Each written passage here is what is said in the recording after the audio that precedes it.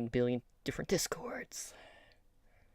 For Omnic Lab, I'm gonna post it in the streams section. That's fine. Pretty sure announcements is supposed to be The uh podcast. only about the two different Right. podcasts. All right. Yeah, that works. All right, let me tweet out, retweet from all the places, all that good stuff. But I'll put it up on Mash. Sounds good. Also. Let's see. Get this one. It's the problem with having so many Twitters.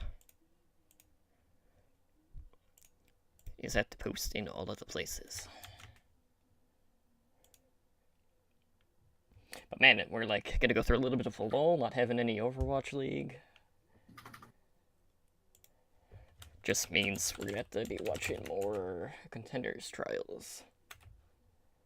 By the way, I think our voices are still coming through on the stream. Are you sure Yeah. that's not your tab? No, I just unmuted it. Yeah, it's fine. Don't worry about it. Oh, well, you don't mute those when you're in No, the starting soon? You normally, should have normally, told us. pretty You sure should it's have like told us two we were minutes. live. What's up? We were going live. My bad. I totally missed it. It's all good. I mean, usually we're only here for What's like up, stream? 2 minutes. Yeah, we'll be going in a couple minutes, guys. We're just posting in the discords, like getting people in here. The usual. All right, I'll post in all the other places.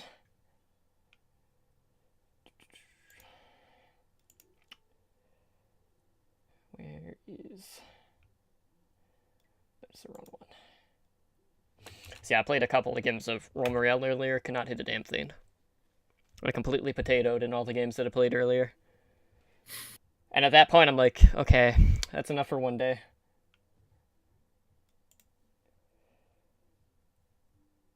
Let's see. Discord needs to let you move the call or the video order around. Why does it not let you do that? Can always Oh my god, Totem, you are guilty of posting in our team chat, in our team Discord with the damn promos.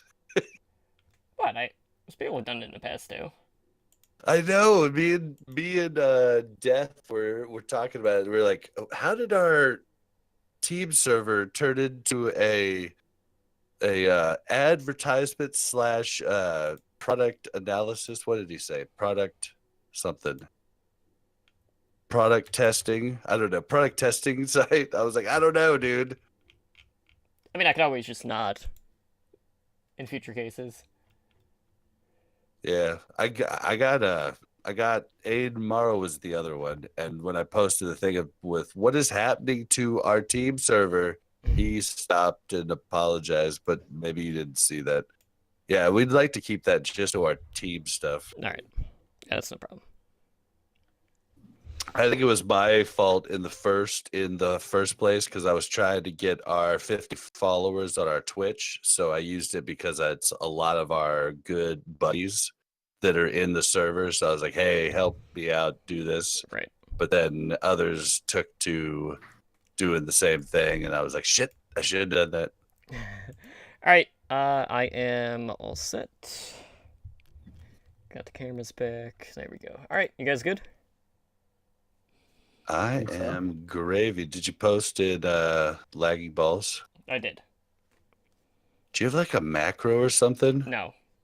I just How do you do it so fast? copy and paste. I know, but like I have so many servers, I can't tell which ones I'm supposed to like post in, which ones Do you I'm not have your which ones have servers? rules. Do you not have your servers separated out into groups? What? Why don't you do What? that? What do you mean? Like right click and separate them out into groups, right? Can't you do that? No, you're Like, crazy. I just have mine like moved around, I guess. But I have mine basically sorted as podcast Yeah, and then okay, everything so you can- else. Okay, I can- thought you were talking like an iPhone, like put your different apps into a one icon group. That would no, be no, no. Nope. sick if I My could do that. apologies. They Holy will crap. eventually. Sure. Oh my I'm gosh, sure. dude! New feature. We need it. We need it now. Yeah, DMM now. All right. Let me hit the sounder and we'll get going, guys. Alright, get my soundboard up. Alright, let's do a show. I mean, that's what we're here for. That's what I do. Yeah? Alright, Sometimes. starting now.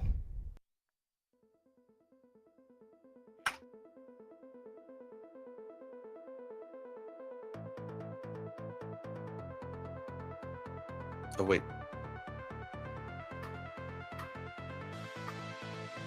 We're starting right now? You are listening to Heroes Never Die, your one-stop spot for all the latest news, Overwatch League results, and mishaps in Overwatch. Here are your hosts, Totemly Drunk and Edinar. As I'm waiting for Bob to type something. Yeah, I got the intro going. What's up, guys, and welcome to Heroes Never Die, your one-stop spot for all things Overwatch. I am your host, Totemly Drunk, and tonight on episode 116, we're going to discuss our experiences in competitive Season 10.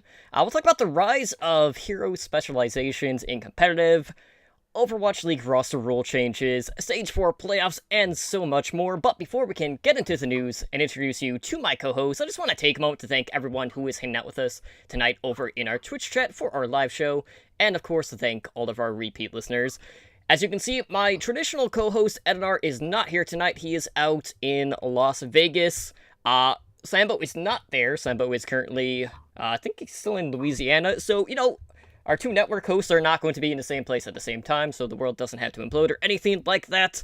But don't worry, we are in good hands tonight because I have two familiar voices as well as two familiar faces, not only just in the podcast community for Overwatch, but also prior guests on Heroes Never Die. So, up first, we have Gabius from the Cavalry. Gabe, welcome back to HND. How are you doing tonight, man? Man, I am literally phenomenal, and figuratively, where are we?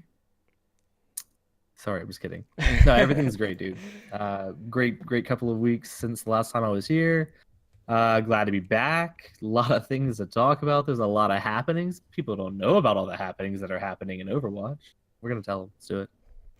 Absolutely. And next up, we have my game night rival, the one who has literally carried me at BlizzCon anyway. Blazing Bob from, Watchpoint Radio. I'll recap. Prepare to attack. You should probably know where Bob is at by now. But welcome back to the show, Bob. How are you doing tonight?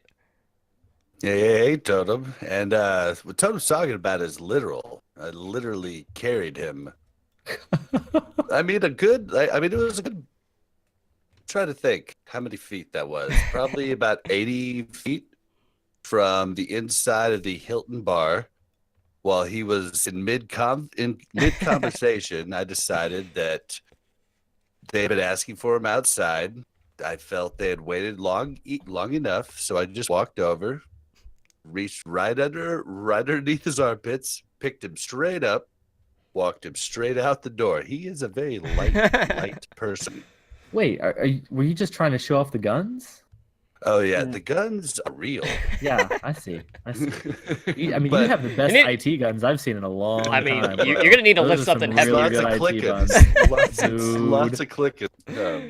But yeah, thank you for having me on, and excited to talk some Overwatch. I don't think we're going to be able to fill Mr. Ed's shoes. I mean, Mr. Ed is very important and very important to all of us. Thank you, Mr. Ed. Yeah, he's too busy playing War at the poolside tables probably at this point. I'm sure he's still over there, just looking for that higher card. But let's go ahead and get into the news for this week in Overwatch. We got quite a bit of stuff. Obviously, we had the Overwatch League stuff, but let's start with the general Overwatch stuff, and we'll switch over. So, as you guys know, we recently celebrated Blizzard's Overwatch 2-year anniversary, and we do know, as we've mentioned in the past, we're up to 40 million players at this point, and actually sent out a video that featured a number of different team members from a multitude of different countries and languages. Now, we saw our dad and savior, Papa Jeffy Cap, praise him, make an appearance in that video, as did the Overwatch League commissioner, Nate Zancer.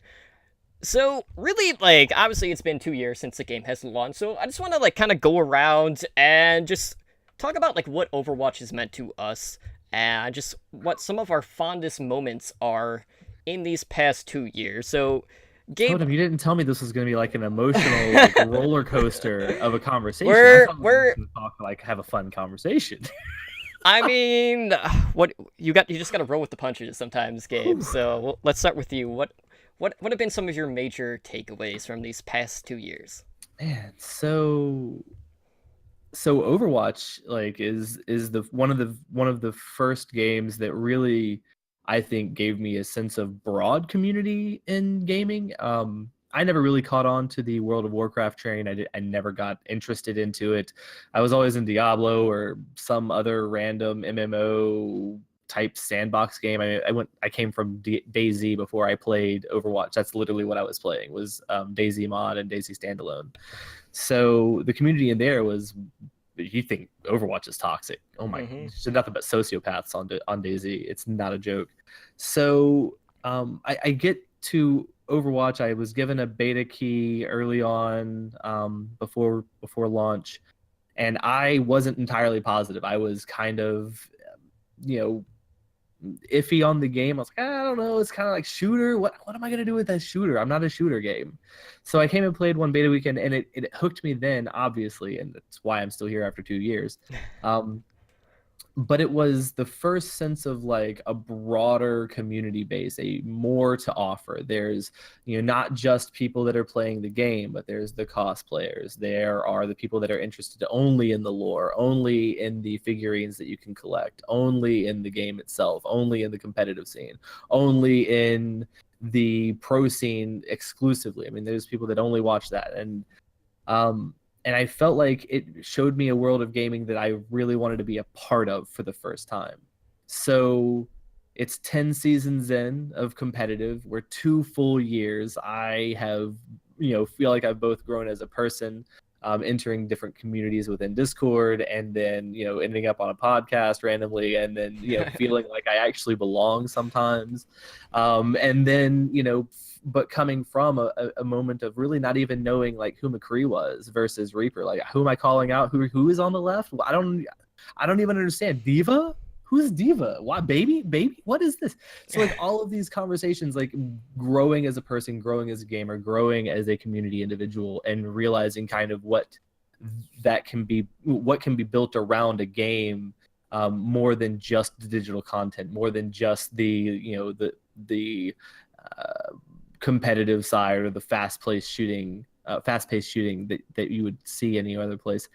I think that's really what it is for me. Like it's been a experiment in community and social building, for individuals that maybe don't necessarily have a large circle that they feel comfortable with in a physical sense, or maybe they need other people that see the world differently, and they can collide and hang out and be part of something bigger than just one person at a time. And I think that's really awesome. So, I mean, that's me. That's my last 4 years. That's my last 2 years. Like, I don't know if that's sentimental enough, but guys, it's for real. I'm already getting emotional. Yeah, for me, like, I've always been an introvert, like, my entire life. And, the community aspect of Overwatch and obviously becoming a content creator is really just kind of helped me get out of my shell, really. Because, normally, like, I was always that just shy, awkward kid growing up. Like Multisword, I was an orchestra geek, So, I didn't really hang out with a ton of people. And then really Overwatch and the people that I've met through the game, and the friendships that I built through that, and just gaming as a whole is really, just giving me, like, so much to be thankful for. And, we are all blessed to be in such an awesome community. And yeah, every now and then, especially in competitive, you can run across a couple of shitlords. I mean, it's competitive. If you're not in the 6 stack, it's bound to happen. But as a whole, like, I wouldn't trade it for anything. And, I mean, like, really, like, the biggest moments outside of being at BlizzCon, for the initial reveal of Overwatch, because at that time I was kind of in between playing like World of Warcraft. I'd stopped playing after like 9-10 years at that point, And I was just kind of growing out of that genre. So when I heard the rumblings about Titan, and then we saw the IP reveal, it didn't matter like what the game was. I knew because it was a Blizzard property that I was going to be all in on it, because FPS was that initial genre that really got me into gaming. You know, going back to the original Doom and Wolfenstein 3D, and I'm pretty sure that was the same case for Bob too. And you know, then it kind of like went on to like the original like Day of Defeat, you know, games like that. But as soon as I saw that cinematic, from that moment, like I was hooked. And you know, last year's BlizzCon was just that much better because, you know, not only did we get to all see like the World Cup being played in the old StarCraft arena, but you know, You got to get carried, literally. I literally got carried by Bob, and on top of that, you know, we all sat together to watch the World Cup, and we got Jeff Kaplan to notice us. Like, we got his attention, and like that to me was just like absolutely It was definitely surreal. epic. Like, I don't know what is going to top that, but being there and getting to experience, you know, close friends, like first BlizzCon experiences was truly special, and I will absolutely never forget that. But Bob, what about you? What is it about Overwatch that has pulled you in these past 2 years? Well, that BlizzCon was definitely special for me. You were a big part of that, and it was definitely special. But for Overwatch, man, Overwatch has Sorry, been. Oh, and you were talking about being an awkward introvert. I was never an introvert, but I was not accepted when I was young. I had a stutter. It was that bad. It really was. I had a speech therapist growing up. I got made fun of a lot, got in a lot of fights. One time packed a snowball the entire recess and threw it at the kid when we lined up in line because he was in 6th grade and I was in 3rd. That was the only way I could beat him. So yeah, I got kicked out of that private school. But that's the story for a different time. You asked about Overwatch, and Overwatch is the first person shooter I've played. Gosh, since I think Halo 2. I was extremely good at first person shooters in Quake 2 days, Quake 3, Unreal Tournament, the original. I mean, I was a really good first person shooter player. My dad was in computers, so I was the kid on the block that, you know, it's the only reason I had friends is because I was the kid on the block that had the awesome computer room with 4 computers that were all networked before anybody even really had the internet. So, I mean, I was like the hub, and we could play constantly. I was really good at that. Then I got older, I got into my career, and I was like, well, I'm going to be a console gamer now because I don't want to buy like a fancy computer. So I did the whole Halo thing, and then just got out of it. But then got talked into Overwatch because my brother-in-law, who's really good at just lots of games, was like, dude, this game's coming out from Blizzard. I was like, dude, it's a first-person shooter. I'm not going to play it because I don't like not being good at something that I was extraordinary at one time in my life. It's just depressing. And so he's like, dude, there's a character that doesn't even shoot, just has a big old hammer and a shield. And I was like, what? I was like, that's not a first person shooter. He's like, no, it is. It is. It was like, just try it out. So I was like, all right, hey babe, do you want to get like a new computer so we can try this Overwatch game out? She's like, yeah, sure, why not?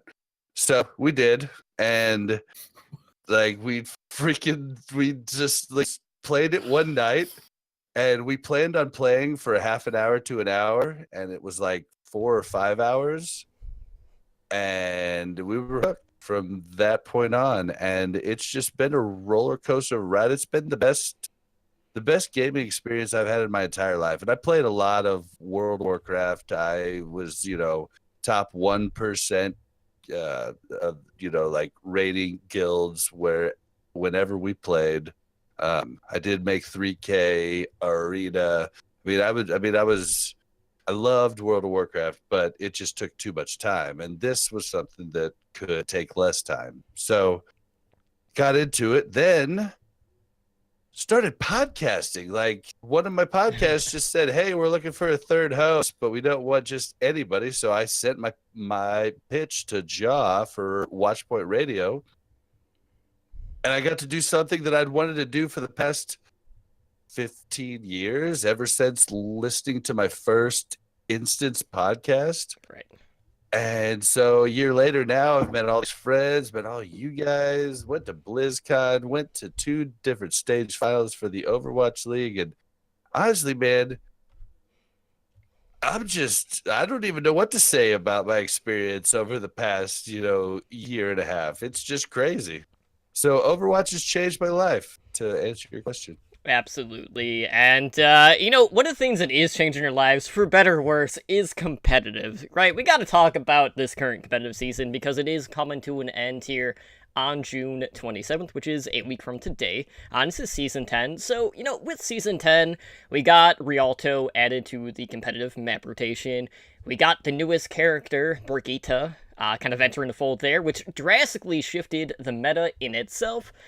And really, no, I'll be honest, I've kind of slowly drawn out of competitive, and it's not so much that I don't enjoy playing Overwatch, because Enjoy the team, I Totem. do. It's more time commitment. Well, Is the real issue. Al's over, so it's time to get in there. Yeah, but I'm still podcasting 3 nights a week. But that But definitely you're eats not into watching it. Al. That's true. But you have to remember, Bob, I'm also recording until 11 o'clock, and then I have to edit, and then I have to wake up at 5:30. But really, so I haven't completed my placements yet for this season. This late into the season, I probably won't even bother. I'm trying to think how many placements I did. I think I did half of mine, but most of the time, because I'm playing at more off hours, I don't always have the option to group queue, or group stack for that matter. So, doing solo, especially as a flex support in most situations, not the best way to go, having to rely on so many others. So it's definitely a rough go of things, and I feel like that's really been the bigger reason why I've been so withdrawn from competitive, is just because as a flex support, I don't really have that same amount of carry potential, as opposed to some of the other specializations in the game. But how has your season been going so far? Have you guys hit any stretch goals? Have you set a new career high? Anything like that? Bob, go. I want to Alright. hear yours because I got back to Diamond, baby. Going Nice, man. back to Congratulations. Diamond, baby. I finally accepted the fact that I am a tank. I am a main tank, and if I want to perform at the highest level, that's what I'm going to do. If I need to go to DPS and Reapers is viable, I could definitely play that at a diamond level. Every other DPS, I cannot. Zenyatta is more like plat. If I'm really looking at it, Monkey, Hog, Reinhardt are the players that I really am good at and really excel at. And I found that out since getting to Diamond. I've duo queued with I Play Games and with my buddy Jack, who's the Mercy main that got top 500 when Mercy got her changes.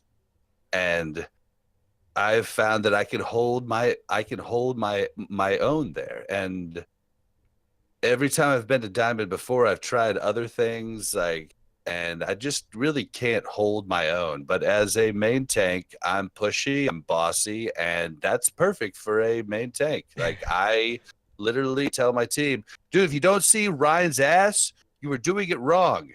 Follow me, and some people might not like that, but it does get results at that level. The people actually fall in line. Whether that would work in gold, I doubt. You know what I mean? I don't think I could play Ryan there. So there, I'll play, whatever the team needs. But I've been insta-locking Ryan. I've been staying in Diamond this last 3 weeks. I've went down below it, but I've gotten back up. So it's not like I just got Diamond and just sat there. Right. I've been literally going up and down and staying there, which is a goal I've wanted to complete for a long time. So that's what I've done big. What about you, Gabe? So let me just say that my stretch goal should have been grow mentally as a player, experience how frustrating Overwatch can be, Dry push, and be dry better push, man. from it. I think I Um, changed your life when I told you the 2 words dry push in just a random So- 6 stack. So that's part of it, and I will obviously say that the Moira episode of Prepare to Attack at the beginning of this season kind of changed the way I thought about it. I was a little bit too literal on a few things, and it I think has cost me and our team, some games, because as a healing as basically the main healer on the team, playing mostly Moira, I was not dealing the key damage, right? Like I was literally getting 15, 19,000, 21,000 healing in a game, and we're still losing. Did And you have Rod as your tracer though? As your other DPS? I mean, that doesn't really matter. That who the DPS is Should have made him Junkrat. matters in some cases, but it doesn't necessarily matter in every case. And No, for sure, not. But even when we were talking about games, we were bringing in other people as well. So we have done a few different things where we have our main 6 stack, but we also have nightly competitive, where we have about 4 or 5 people that are able to come in and out and are very good for our team, give us fresh looks, give us better perspectives, help us understand where our play can definitely get better. Hey, you're doing really great in these areas. You understand a lot about the game as an overall sense. Your mechanical skills are absolutely fucking trash. Let's see if we can work on the few things. And this is what we've had come in, and it's really been helpful. My SR as a whole has not gone up. It's not really gone down. But it's really just kind of made these massive fluctuations where, I recognize something about me as a player. I kind of tilt for a moment because I get frustrated at why I didn't recognize it first, or why I don't feel like I can change adequately enough. And where I feel like I'm struggling to support my team appropriately. It doesn't matter if I feel like I'm doing it right. If the metrics aren't winning us games, then something is wrong.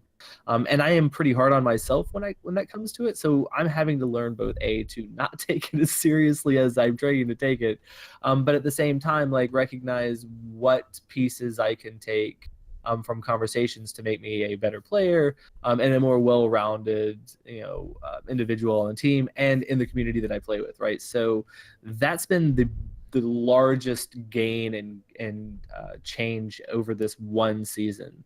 And Well, I think from listening to you on your podcast, The Cavalry, like, I've really seen. I've heard you change and really learn, and especially Tracy was on a podcast not too long ago. I don't remember which one it was, but I heard it, and her knowledge of the game has gone way up there. I mean, she just started really just a couple months ago in October. Got great knowledge, Right. and I bet that is a lot due to the 6 stack you've been doing. It's the 6. She is an absolute data consuming individual. So like I joke and say that she's the Switch of our team, right? Because she basically tracks all of our stats.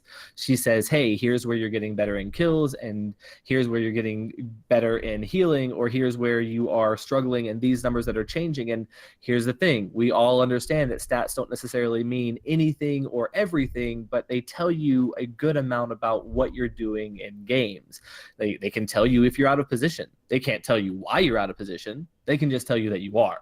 They can, you might be there for a particular reason and you're absolutely there on purpose, but it shows that, certain things are not with the team or are with the team too much. And she brings us this information, and I mean, she helps us get better as a whole, for the team. Like she's in that aspect, she's the tide that rises, that lifts all of us up. That's and funny. she's That's very similar to what Mel does Yeah. on our team. That's funny. And she's also like, she's our off tank, and she also flexes into heals when we need to run different types of triple tank or triple support comps. So she's really good with all of that. So her game sense is really good, and she helps keep us in line, and that's really good. But like, we all work really well as a team. Sometimes that's keeping our heads together.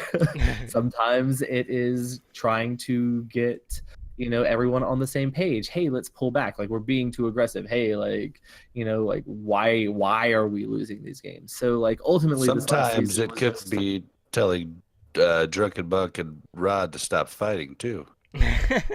could be, or like, keeping me from being tilted off the face of the planet. Does she rub your head? No. Well, she's like on the other side of me, like on the opposite side of my monitor. But no, like, so that was really what the season was. Like, just an absolute personal growth. I'm not going to say it was not frustrating. I'm literally salty at competitive Overwatch in such a way that I just don't even want to talk negative about it. So you're gonna go there because that's beating a dead horse. But it's like, that's where I'm at. So it's not anything super crazy, but I mean, personal growth is where I'm at, and that's the takeaway. It's how to be better, and I think that's really good for me. But I mean, you should be having team growth too, because you're Well, working. we are. So, Everyone I mean, else on our that's team is up. That's kind of why I'm salty. Everyone else had a very large positive swing on their SR, and mine literally stayed about the same. What are I you think playing? within 100. So I'm maining Moira, and then I swap into Lucio and Anna when needed, and then I move over to Diva if we have to run certain triple support, triple tank setups. Well, if you're running triple support, triple tank, then Moira's the right pick. But unfortunately, even in the lower part, if you're running as a group, I Mhm. mean, you're probably running up. If you're running up against another 6-stack group, they have a Mercy, don't they? Yes and no, not necessarily always, and we don't always forego having a Mercy either, which is part of our issue, right? So like, it But will do be you it will have be a like Zen though? it will I be mean, Moira oh, Mercy. See, that's one of our issues. We struggle with our Zen play, not as necessarily as like a complete all of the time, because one of our guys, Ian, he is really good at Zen. Rod has shown up on Zen. Monk can play Zen at a pretty decent level. I am legitimately abhorrent on Zen. Tracy can. Tracy picked up Zen a couple of days ago, and just for a whim, and literally just went off in a game. I have no idea where it came. It was just really good. She was having fun. Really enjoyed playing the character. So like, that was good. But yeah, that's Well, I think where everybody misinterprets what they need to do as Zen is they see Jonek and The Jonek syndrome. Yeah. they think they have to be right-clicking, destroying people. And I mean, really, you just have to be working on shields, making sure Discord is on the target that your allies are shooting at, and making sure you have your heal on someone that doesn't have life. And so like, it really is an unfortunate thing, because most of the time you're not going to be the playmaker on your team as the Zen, and that's the biggest problem I think people have when they first start playing Zen, is they think they're going to be that Jonek, and that's just really not that role. That role is to stay alive, you're the one guy that stays on the payload when everybody else moves, Get on the moves payload. up. You're literally the token Zen, because you can throw your Discord on and you're still back there on the payload moving it. Everybody else is gone. Call if you need help, but most of the time you don't even get peel. I mean, it's really a shitty job. Mhm. I Yeah. was the Zen for our team for a while before we realized that no one else was on main tank. Well, Yeah, Zen just doesn't have that hero play potential unless you are completely fragging out, which isn't always going to happen for sure. But Which is the most of the time not gonna happen. right, right, exactly. But just speaking of growth, there are definitely some teams in the Overwatch League that can see some growth, and really, I want to talk about whether or not there is an actual silver lining here in regards to the Shanghai Dragons Season 1 imperfect season, because as we have all seen, they went 0-40, which has been a pretty big topic amongst the community. So, over the season, we heard, about their rigorous training schedule, which definitely drew a lot of concern from a lot of the fan base, and, some time passed, and then they made, another, twit longer, whatever the hell it is, about the training schedule, and they really didn't seem to be any sort of change or fluctuation in the amount of time that they were spending. And we saw the Dragons close out the season, just getting swept by the Shock. That's really nothing out of the ordinary for the Dragons, but they finished Season 1 with a minus 120 map differential. So when we compare that to the team that was in 11th place, which were the Florida Mayhem, they went 7-33 with a minus 78 map differential. That's 42 maps different, so, at least, we're not even doing math. That's way too many games. And really, we saw, so many different things from the Dragons. So, we started the season, and they opted to run it all Chinese roster. And that decision definitely raised some flags just due to the team that they pulled from, due to the fact that a lot of the top Chinese talent wasn't of age yet, so they couldn't compete in the Overwatch League. And then, that didn't really work out, so then they brought in some of the Koreans, and they signed, Ado, and Fearless, and Kaguri, and things looked okay-ish, for a little bit, but no matter what they did, the Dragons couldn't come out with that win. And Stage 4 actually ended up being Shanghai's worst stage of the season, as they only walked away with 4 map wins in that stage. They had a shot at beating Florida. They were up 2-1. That was it was really just 4? I did not even realize that. Stage 4 was 4 map rims? Mm-hmm. That's just hard. Gosh. It was abysmal. And 2 of those, came against Florida.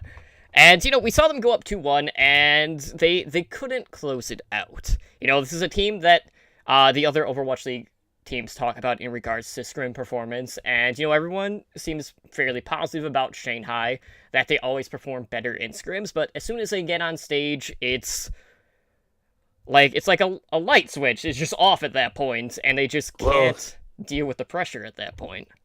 And from what I heard behind the scenes at the Stage 3 playoffs, they basically would play different comps in scrims and then go back to other comps out of, they would play completely opposite things. They were trying to trick the opponent or something. I don't even know, but that was definitely weird. Yeah, because at that point, then you're basically just splitting the time into what you're actually doing as a team.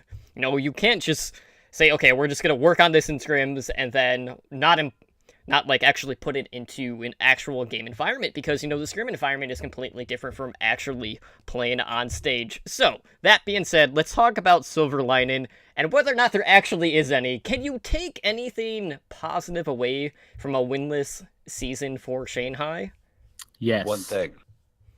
What? What's your one thing? First female Overwatch League player in the league. That's what I can take from it. And she wasn't trash. So that's what I can take from it. And good for you, Giguri. And she's supremely inspiring to a lot of people for a lot of reasons. First girl, okay, that's really good, right? Actively learning a new language on stream in the live format. Sabiobi's almost also doing the same thing, which is super interesting. If you ever get to watch that, awesome streams. But what I think is really interesting is that they're going to go down in history for the worst for the worst record ever. I think that you can only move up from there. The silver lining has to be that you can't get worse than last. So everything from here is a positive. Like, I'm not even trying to be like super negative. Like, I will pull for the Shanghai Dragons every single time as well. I know that they have like that hardcore emotional following, and I'm right there with them. I mean, I'm right there with them. Like, let's go, let's win. I mean, they have to get a win. It would be amazing for them to come out at the beginning of next season and get their very first win. You know what? I was saying something about Grigori. Wait. I was saying something about Grigori, right? She's inspiring for a lot of reasons, right? Girl, streamer, learning online. The other thing I really wanted to say was about her mouse. Did you guys remember that? Her mouse was like this cheapo $20 mouse that she just some random 2-button, no extra, no DPI, no copy paste, couldn't even map them, and she is hardcore, like murdering people with and being called a hacker, right? Then she has to show off her hands, and they're like, wait, what mouse are you using? Yeah, I mean the whole mouse, DPI, everything, those types of changes, 144 hertz monitor, those are micro changes. Right, I mean, right. EQO got top 500 on a 30 FPS laptop. So, oh man. People think that they're macro changes, but they're not, right? Like they're definitely micro. They are fine tuning, right? They're fine tuning pieces that allow you to elevate your game when you know as much as you know. When you don't feel like you can progress any further without something. It's basically steroids for gamers. What are you talking about? It's anything. It's injecting better technology. Is steroids for gamers. Yeah, if you have the money, why not have that little tweak? But as far as like them winning, I don't care. I don't care, but I do want to be there to see it when it happens. Yeah, I mean, like, really, like, we saw, like, different stages. We saw them kind of run triple tank for a while with MG on the Roadhog, and that looked okay-ish again. I mean, it wasn't anything spectacular. And, a lot of I would say, like, the DPS play across the board wasn't terrible by any stretch of the imagination.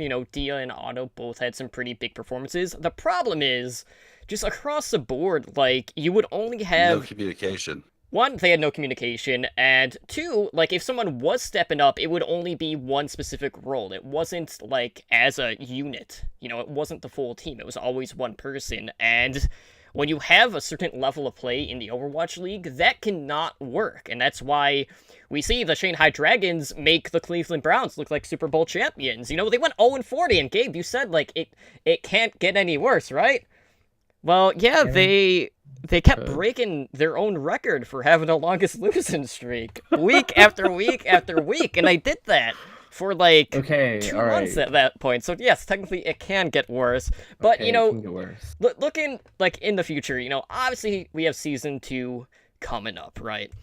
We expect a major overhaul for the Shanghai Dragons. Whether or not they want to try to stay true to having an all Chinese roster or not remains to be seen. But absolutely something needs to be done, and it's probably just going to have to be from the top all the way down. Like, I don't think you could just look at one specific area of the Dragons and be like, okay, this is fine the way it is. Like, they need to do a complete, like, rebrand at this point, because, like, just, it was frustrating. And then when you just compare them to the rest of the league, honestly, it kind of felt like we were watching, like, Path to Pro or Open Division at that point, because they were just so out of their class compared to everyone else. Should there be a tryout to be able to join the Overwatch League as a team? Should they not let it be just a buy-in? Should they let it be like, hey, like, you have to have a team do X things in? I don't think so. You don't? Yeah, no, okay. We need losers, man. I mean, like the Buffalo Bills have been doing their deed, and the Chiefs have doing their deed in the NFL for a long time. They still have really big really big followings. Like the Chiefs sell out the entire stadium every week for the last 30 years, but actually my entire life. And they've only like they've won very little. So, like that's the beauty of regionalization. Like they don't have to win. I mean, that's a true statement. I The guess Dallas Cowboys right here haven't won a playoff or haven't been to a Super Bowl in what is it 20 years now? Over 20 years? here's to another We're- 20 more. We're still fans. You know what I mean? Like that's the beauty of it. That's why they hit it right on the nail, and Nate Nancer is a genius. I hear. I feel you. I mean, and I guess that's interesting.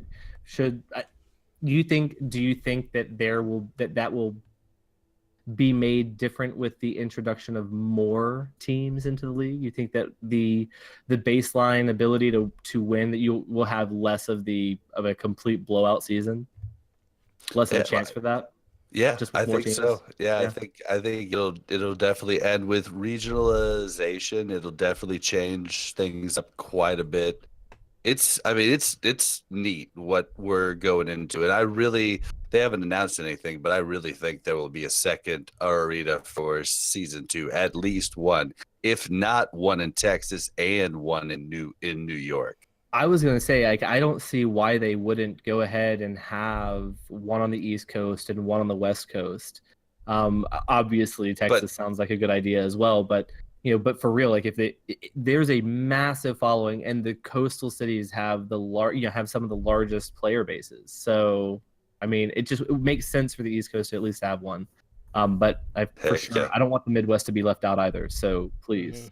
But take we care. are totally hijacking this. Well, I this mean, whole, well, like section. in My bad. regards to home and away, they basically just My said bad. season 3 is going to be the point where we start to see travel. So I don't think it'll Yep. actually be in season 2. So But just that's keep it why on. that's why I've been putting out my thing. Right. If it happens, Blazing Bob said it first. I said it a month and a half ago too. Absolutely. So, let's talk about other things that need to happen, at least in the game. Let's talk about social features in Overwatch. So, obviously, the last developer update that we got focused on, the upcoming, endorsement system that they're putting in place to try to incentivize people behaving not like an asshat all the time. You can commend all your, of the your time. your teammates most of the time. Yeah. So, hopefully, this everyone will be able to grow from the endorsements.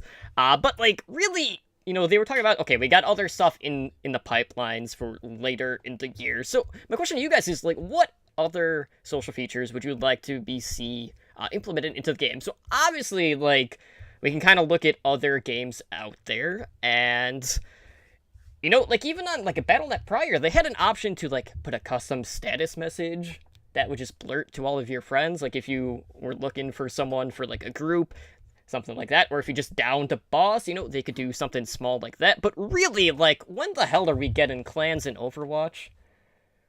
At the end of the summer. We have them. It's called Discord, Incorrect. and I get enough pings there. I don't need more ping.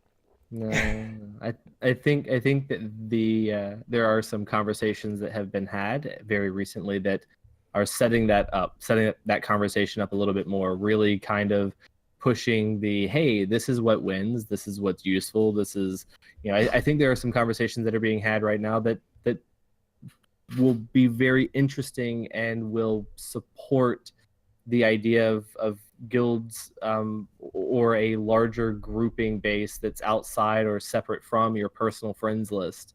So Well, you they don't have already to. started something. Like they already started the whole. No one's using it. Like the Omnic Lab and the Watchpoint Radio one have like 5 people in it, but in Battle.net, you can join groups. Yeah, Like it's very, and very similar like to it's Microsoft like a and stuff, yeah. really rudimentary Discord, Mhm. but you can do it there, and that might be where they're starting with that, like where they're just gonna make it a Battle.net guild instead of like a Warcraft guild or a Overwatch guild or a Diablo guild. It's going to be a BattleNet guild. That is my guess from the features that they came out with a few months ago. Yeah, so basically you're saying it's basically just like an extended like community. At that point.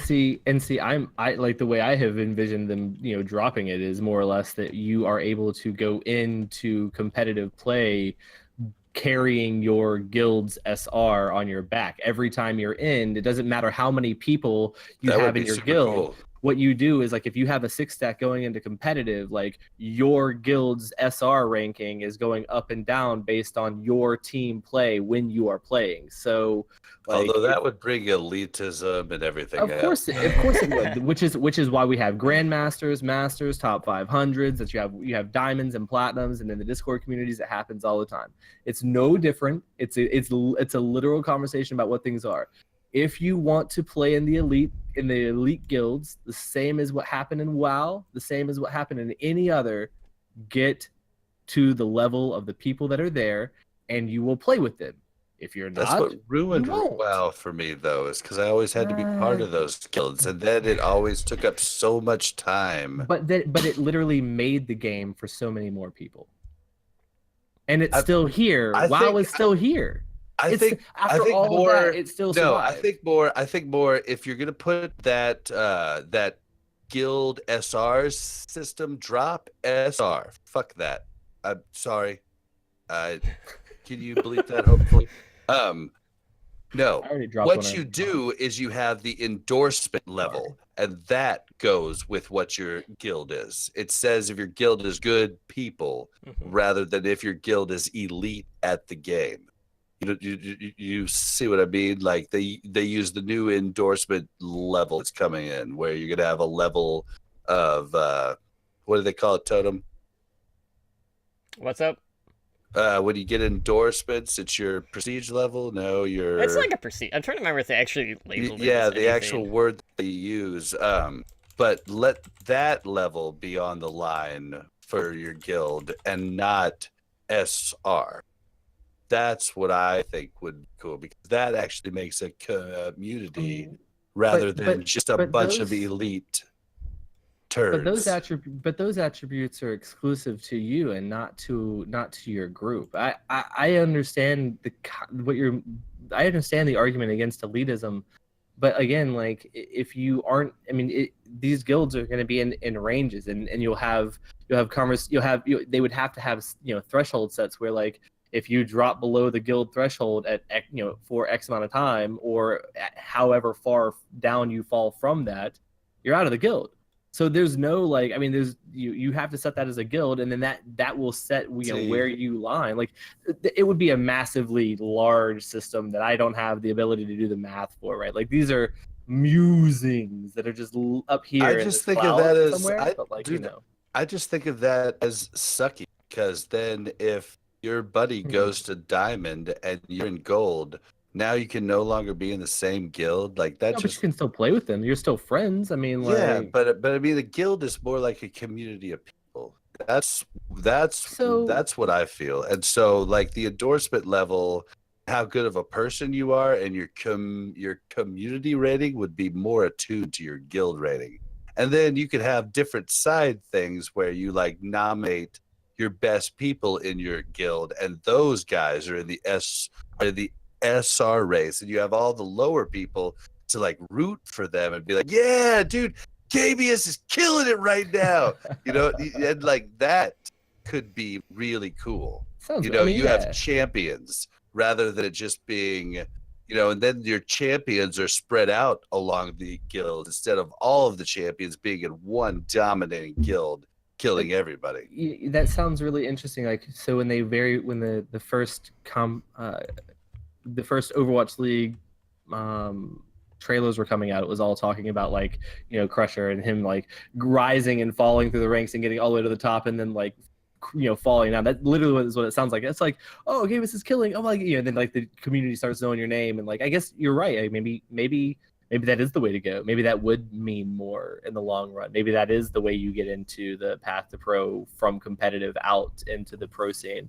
I wonder. Yeah, I just think of all of my friends and how different ratings they are. I have friends everywhere from top 500 all the way to bronze. Mhm. Rod, I love you.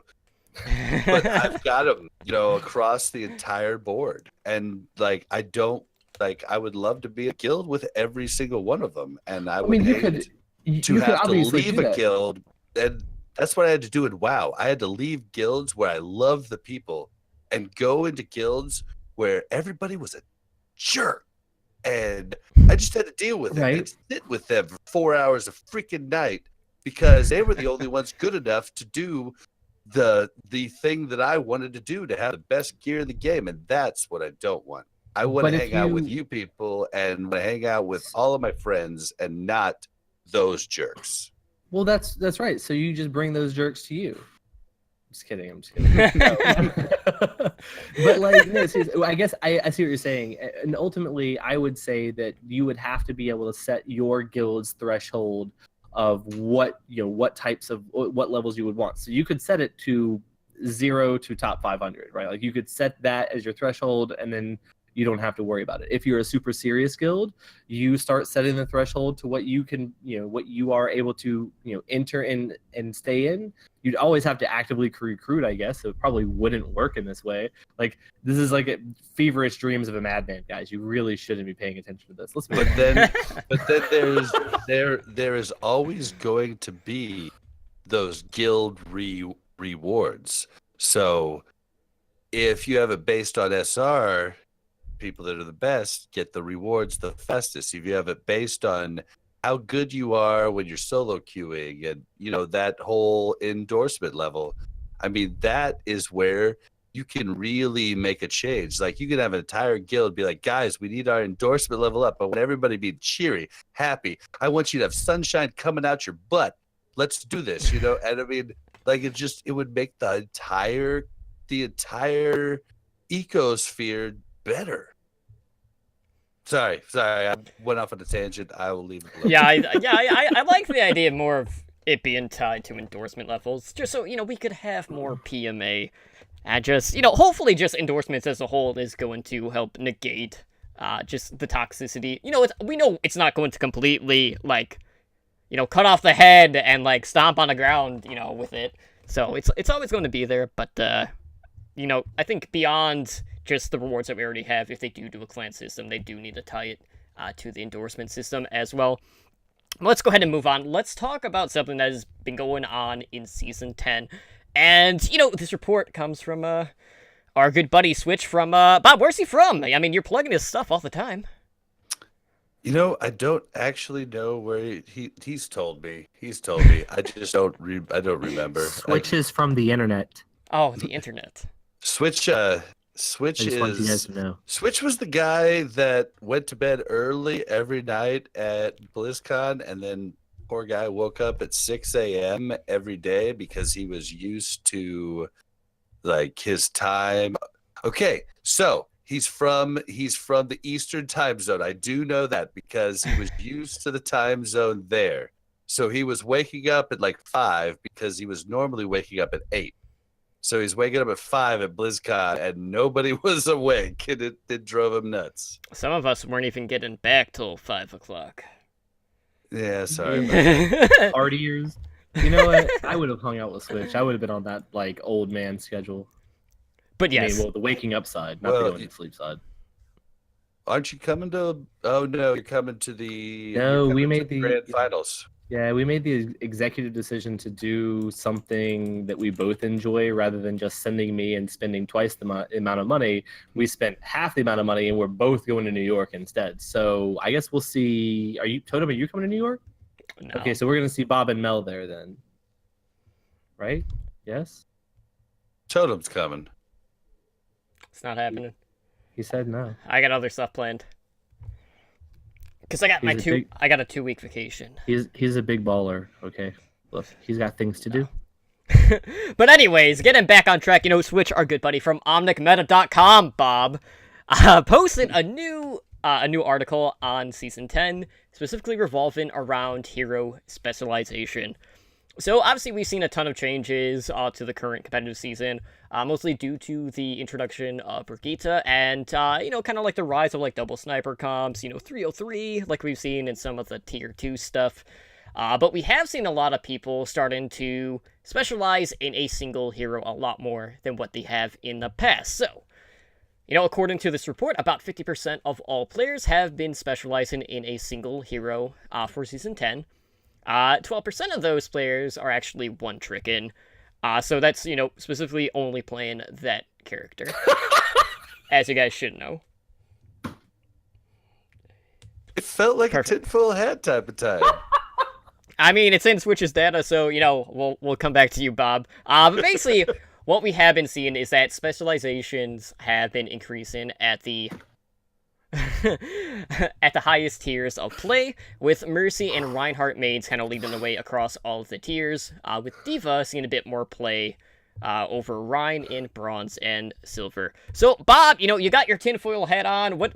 You did. Oh my A minute God. ago. What Can't- what are you taking Can't away from even. this that has you against what Switch is saying? Oh, I'm not against what Switch is saying. It just felt like a tinfoil hat type time is all. Oh, I didn't know that we had Fry on the show with us, guys. I didn't know we had Fry on the show with us. Yeah, well, Ooh. I had to make the hat because we brought Kinder on Watchpoint Radio, and he brings a lot of tinfoil hat talk Mhm. on. So I was like, I'm gonna make a tinfoil hat, so I have it ready. There's apparently a lot of tinfoil hat talk going around. Here, why don't I let Gabe go? Because I'm still trying to.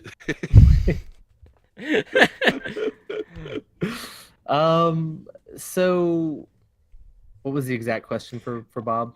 Just since we got off topic for half a second. Yeah, Go for Bob it. threw everything off. So what do you think it is about this current season that has seen such a rise in hero specialization across the board? So I think that people just really don't know how to not play dive.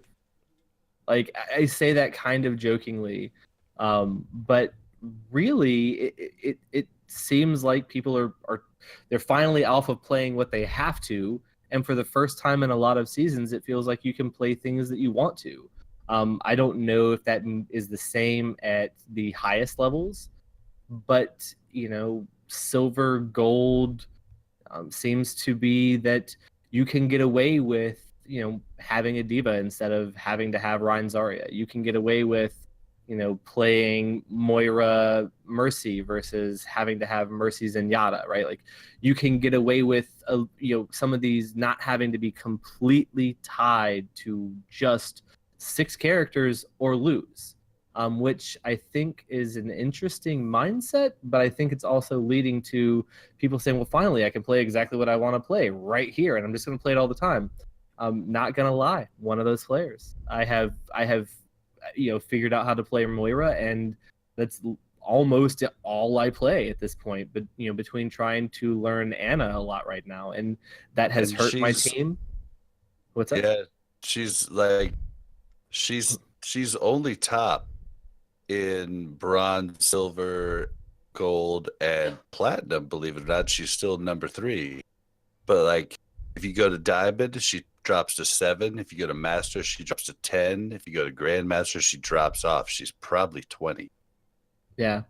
I mean, and it's just one of those things. I think it's comfort picks. I think it's 2 years in, people kind of just feel like they know what they're doing now, do what they want. These are emotional conversations, I think, and I don't think there's any real logic to it because it's not changing any massive metas. We're not seeing crazy shifts or anything. We're just seeing people play only one character. I think Brigitte really shuffled things up quite a bit. I mean, she's been really good for the game. What I think people have been angry about Brigitte, and I think they're actually placing their anger on the wrong character change. The character change that has made the meta in higher levels stale is Hanzo, and Broken. like, yeah, Everybody and said- everybody- just not the everybody, you fact guys, that not he you can guys. do so much, and people in gold and lower can't play Hanzo. Like even with his skill floor being like lowered, he's still extremely hard to play for someone who just doesn't have those skills. So in the higher tier, Hanzo's made it horrible. In the lower tier, I mean, you can really pick whatever you want because Brigitta's changed it up so much. But as far as I'm people not going to say that maining, Hanzo's not frustrating on there though. For real, like he's legitimately cancer. It's worse. It's worse than Torb and Symmetra combined. And you guys know my thoughts on Torb. well, so. and then like yeah, the lower you get, the less people stand behind shields, and you know, like so Hanzo has So even bad. more of a chance. But I don't see where in here it's showing the change of maining to, like, where's it showing what people were maining before and now maining? That's what I'm trying to find. It's mostly comparing in the past if they didn't have a hero main to what they're doing now. All right, so that's what I'm trying to find, but I can't seem to find that It's a piece of second it. it's a second graph. All right, so it's saying, okay, where's it? Okay, change. Okay, change from season 9 to season 10. Correct. Season 9, no main. Okay, so which one's season 9 and which one's season 10? Season 9 That's would where I'm be confused. the one on the left. But there's 3 graphs. Yeah, season 9 is the one on the left, and then it was basically comparing if you have more than 50% playtime on a single hero, and then What your for the one current tricks are. season, and then what your one tricks are for the current season. Okay, so for the current season, basically one tricking is up across the board. Mm-hmm. Yeah, across say the board. like on average like 5%. Okay, I guess like for me that's true. Like I looked at it. I've played an hour and a half of Monkey and I've played 27 hours of Rhine. So I guess that's true here. I guess that's due to Hanzo. Yeah, so to bring it all back, that's due to Hanzo. You need a Zarya to complete that. You need a Rhine to complete that. A Brigitte works super well with that. You need a Mercy because she's the best healer in the game, bar none. No ifs, ands, or buts. Like she can't get her heals defense matrix. She can easily damage boost the Hanzo, and then it kills Zenyatta's ult to try and stop the Graviton Surge. So yeah, it's because the meta's stale. I mean, It's more so at the higher level because you see a lot more free range I on the mean, lower basically end. from Diamond up, every single match is going to have a Zarya, it's going to have a Ryan, it's going to have a Zen, it's going to have a Mercy, is going to have a Hanzo, and then you kind of like the Brigitte might be a Brigitte, or she might be a Widow. It just kind of might be a diva. It just kind of fluctuates, but yeah, it makes it very stale. And all the Hanzo mains get to actually just play Hanzo constantly now too. So well, that's you know a what? change. Storm Arrow also created Hanzo mains out of people that were mechanically okay but didn't understand how to play the game, play that character, or couldn't position with him, or didn't really like the nuancedness that you kind of had to have about the scatter arrow to take out a Rhine. Yes, anyone could do it, but you still had to know how. Right? But now all you have to do is just to be able to hold in one spot and press Storm Arrow, and then you have your dragons up every basically 35 seconds. Yeah, I mean, if you're doing it right with Hanzo, you're basically just killing Just the popping other off team's dragon. shields. Yeah, you can have it every twice a fight. minute. Right, and it is really like, it's just, I mean, it created it. I don't know. Hanzo created more issues than they ever thought they were solving by taking away one thing that they could have just nerfed a little bit. They could have just taken it and made it so that all of the arrows don't do full damage, and pull that back just a little bit. But instead, they gave us a god, in digital form. Yep. Instead, Legitimately. it was patched from PTR to live, even though it was, a little bit overtuned. Just like literally everything else that has hit the PTR in regards to balance changes in most situations. So yeah, we'll see what happens with Symmetra if they actually fix any of the absurd bugs. Hopefully they do.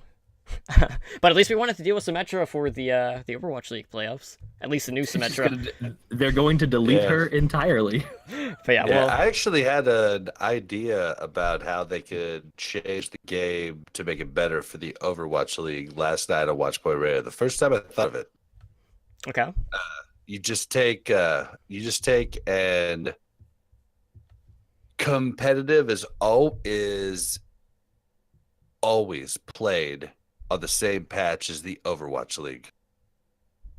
And then you have all changes come in first to quick play and arcade. So they can actually like test it there, and you have a different rule set when you go into comp. But they would have to add a comp practice mode for that to work, but that would be the way that I would prefer it. That's actually not a trash idea. Well, Yeah, I you know, literally came up with it like on the spot last night. I was like, you know what I wish they could do? you know what? I mean, that would be a complete turnaround since, not many people actually bother to go to the PTR. Yep. So at that point, you're basically know. almost forcing them to actually test the game. Yep. And then you could have a practice comp mode, and that would, encompass the new rules. But in comp, we would always be playing what the top players in the world are playing at the same time. And that would feel good. Feel good about your picks, feel good about it would just feel good. It would feel good to be able to watch the game played by the best players in the world and then be able to go and queue up and do the same thing. Yeah, I actually agree with the being able to watch and then emulate, because one of the largest things that Lee gripes about is that that is a pretty that's a real egregious thing for him. Why Yeah, is it not on the same thing? And he's right. Yeah, It's he's played at the top level of the the- game, and he doesn't care to watch it. right. The health Doesn't of matter. the health of Overwatch League is more dependent upon the game being on the same patch as them as not. I don't think that it's a necessary game breaker for the game itself, but for the health of the Overwatch League, I think it's more useful, honestly. Yeah, and people will make the argument that sports does this, and college plays different rules than the NFL. But the difference there is running a route and catching a ball is the same thing. It's not the same thing if Hanzo's arrow changes from scatter arrow to storm arrow. That's like your quarterback all of a sudden having a rocket on his arm as opposed to having just a hand. I'm just trying to say how different that is and why you can't make those same comparisons. Absolutely. So let's go ahead and move on as we take a look at what's going on inside the league. So first up, really not very surprising news because this is something that we reported on prior. But looking at the London Spitfire roster, I've actually released some of their players that they had set to inactive last month. So that includes Hagopen, Ohio, Hureg, and Tizzy. So 3 of those players were signed from that GC Busan roster back in November. The GC roster that went from Apex Challengers, which was basically like open division at the time for Korea, and then they qualified for Apex, won it in the first qualification, so they were the first team to actually complete the Royal Road. Well, that's what they called it in Korea, which is a huge deal, and no one has been able to duplicate that success in Overwatch esports so far.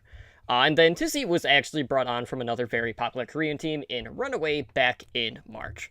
Now, out of those 4 released players, Tizzy was the only one that did not get to see any play time in the Overwatch League. He didn't have that IDD-QD treatment where he got to play for 1 map out of the entire season. That really didn't mean anything, or anything like that. But one of these players was actually already picked up for Contenders Korea, and that was Hureg. He was actually signed by Runaway and will be competing in the upcoming season for Contenders Korea. But really, like, they were talking about, like, how they were trying to find new teams for these players. Obviously, they weren't going to be seeing any other playtime since they were marked as inactive. But do you guys expect to see these players back in the Overwatch League, maybe on either a new team or maybe even some of the new expansion teams that are coming in? No, I actually don't. I think that the way that these players are going to end up back in is not going to be as a player, but maybe as an analyst, maybe as someone to talk about what they see at a high level. I don't see gamers. I don't see players moving from Overwatch League down to Contenders, moving back up, at least not at this stage in the Overwatch League. Maybe, 2 seasons down the road when you have a lot more fluctuation back and forth and they really get the farm teams kind of in a really good place where that is possible. But I don't see a lot of current flexibility and a current, fluctuation back and forth between them. And I won't see people. I don't expect to see a lot of people just immediately rise back in, but I do expect to see a lot of analysts, a lot of coaches, a lot of people kind of filling in the parts of the Overwatch community and the production and content community that are currently left vacant, right? Like, we don't currently have older players that have been watching this game and are now coming to the desk and saying, hey, like, when I played and these were the things that were happening, and yes, the game's a little bit different. We have one. It's true. We do have one. Reinforced. Yep, that's true. We do have one. Sorry. But we'll see more of that. And I think that the community will benefit from that side. But I just don't think that that they will be moving as much, because there's a lot more talent that's getting ready to come in. And as that talent is coming in, turning 18, and every year this happens even more and more, we're going to see people that we're all still waiting on Flower to come in, like, as soon as he's in, what happened, I don't even know if he's all that good anymore. Like, Pine maybe might he's be not better, maybe he's not. And that's kind of the point that I'm making. Yeah, I think I don't know, Hureg was way just out of Overwatch League. Like, he was like playing PUBG the majority of the time, or was it Fortnite? I can't remember. I think it was PUBG. It was PUBG. But like, he made it apparent. He said, I was only playing it on breaks. I was still practicing, yada yada yada. But I just wonder if, like, the Spitfire wishes they had this one back from when they actually pulled the trigger on it a few weeks ago, before we had the whole announcement about having 4 players that can be 2-way players during the season that can go down to your Contenders and come back up. Like, I think Spitfire would like to have this one back, if I'm going to be completely honest. Like, I think these players definitely can still play, and whether they get signed with another team just depends on if people are willing to take a chance. It's gonna take a lot, because they're not English speaking, and unfortunately, like, Rascal and players like that have made that a little bit scary for team owners. You bring in somebody that doesn't speak the language. How do you know that they're going to get with the program? It's like, I don't know. I think Spitfire would like to have this one back, because I think they could have kept these players and rotated them throughout Contenders. Yeah, to that point, Bob, though, we have seen quite a few teams that have incorporated, many cultures on their team. Philadelphia Fusion, LA Gladiators. Obviously, you need to have someone in that translator type role. And, for the Gladiators, they've always had Bishu. And even when Bishu has been on the bench, when Void has been stepping in as their off-tank, Fisher has kind of taken over that role. And yeah, I'll agree, like, not all of the teams have been on that same sort of level when it comes to translation. But we'll talk about Rascal in a bit, because we do have some news on him. But what was interesting to me about this is, the London Spitfire came into the Overwatch League. They had picked up two of the hottest teams out of Korea in Kontu Panthera and GC Busan after they had won Apex. And it basically went from having 12 players to Trade and Rascal in the middle of the season. They got rid of these 4 players. So right out of the gate, they've already lost practically half of their team. So you had to feel like, okay, they definitely have people in mind that they want to bring into this organization for season 2. But it was just interesting to see like how they went from having one of the largest rosters to now being on the other end of the spectrum, where now they have one of the smallest ones in the league. Well, they brought on 2 teams, which probably, I'm just speculating here, but it probably brought in clicks. So, as you see, they have gotten rid of the GG Busan click. Yeah, at least part of it. But yeah, so all in all, like, London went from, a very top team early on. They showed a lot of falling off, over as the season has progressed. So, we'll see how they do with this smaller roster, because if the past stage was any indicator, things are looking pretty rough for London overall. And, no matter how good Profit has been on the Brigitte, I don't know if that's going to be enough to turn things around for them in the playoffs. But we have a ton of information that dropped in regards to some new guidelines that have been put in place for roster construction ahead of the Overwatch League's second season. And I'll be honest, there's a lot to kind of take from this. Obviously, we got a ton of huge dates in here. We got some things that kind of like correlate to the Path to Pro scene with Overwatch contenders. So bear with me because there is quite a bit of stuff here. So on August 1st, there's a sign-in window that is going to open up for teams to negotiate contract extensions with their current players or to sign players from their affiliated contenders team, or what they had called academy teams. So teams can also begin to make player trades. On September 9th, that is when all the inaugural season agreements officially end, so any player that is not under contract at that point will become a free agent. Now, here's the interesting thing. So from September 9th through October 7th, there is an exclusive window for the expansion teams to sign free agents, and, this one kind of caught me off guard a bit. I don't know about you guys. So they basically have a month to really build their roster. And we now know that, these teams need to have a minimum of 8 players under contract by December 1st. So, when I looked at this, I'm like, okay, this is definitely the Mayhem rule. They don't want another case of Misfits coming in, having no one to really work into the rotation for the roster, not having the coaching staff to really help the team or have enough resources available to really see a turnaround for that team. So, 8 players is, a fair amount overall. But what do you guys think of the exclusivity of a sign-in window for these teams that are just coming into the league? I think it does a couple of different things, actually. I think it really drives home the defining points of who you pick and how you're building your team. Like you have to pay attention that much, because you can't. It's not just a free for all. You're not just grabbing the best streamers. You have to grab the appropriate people.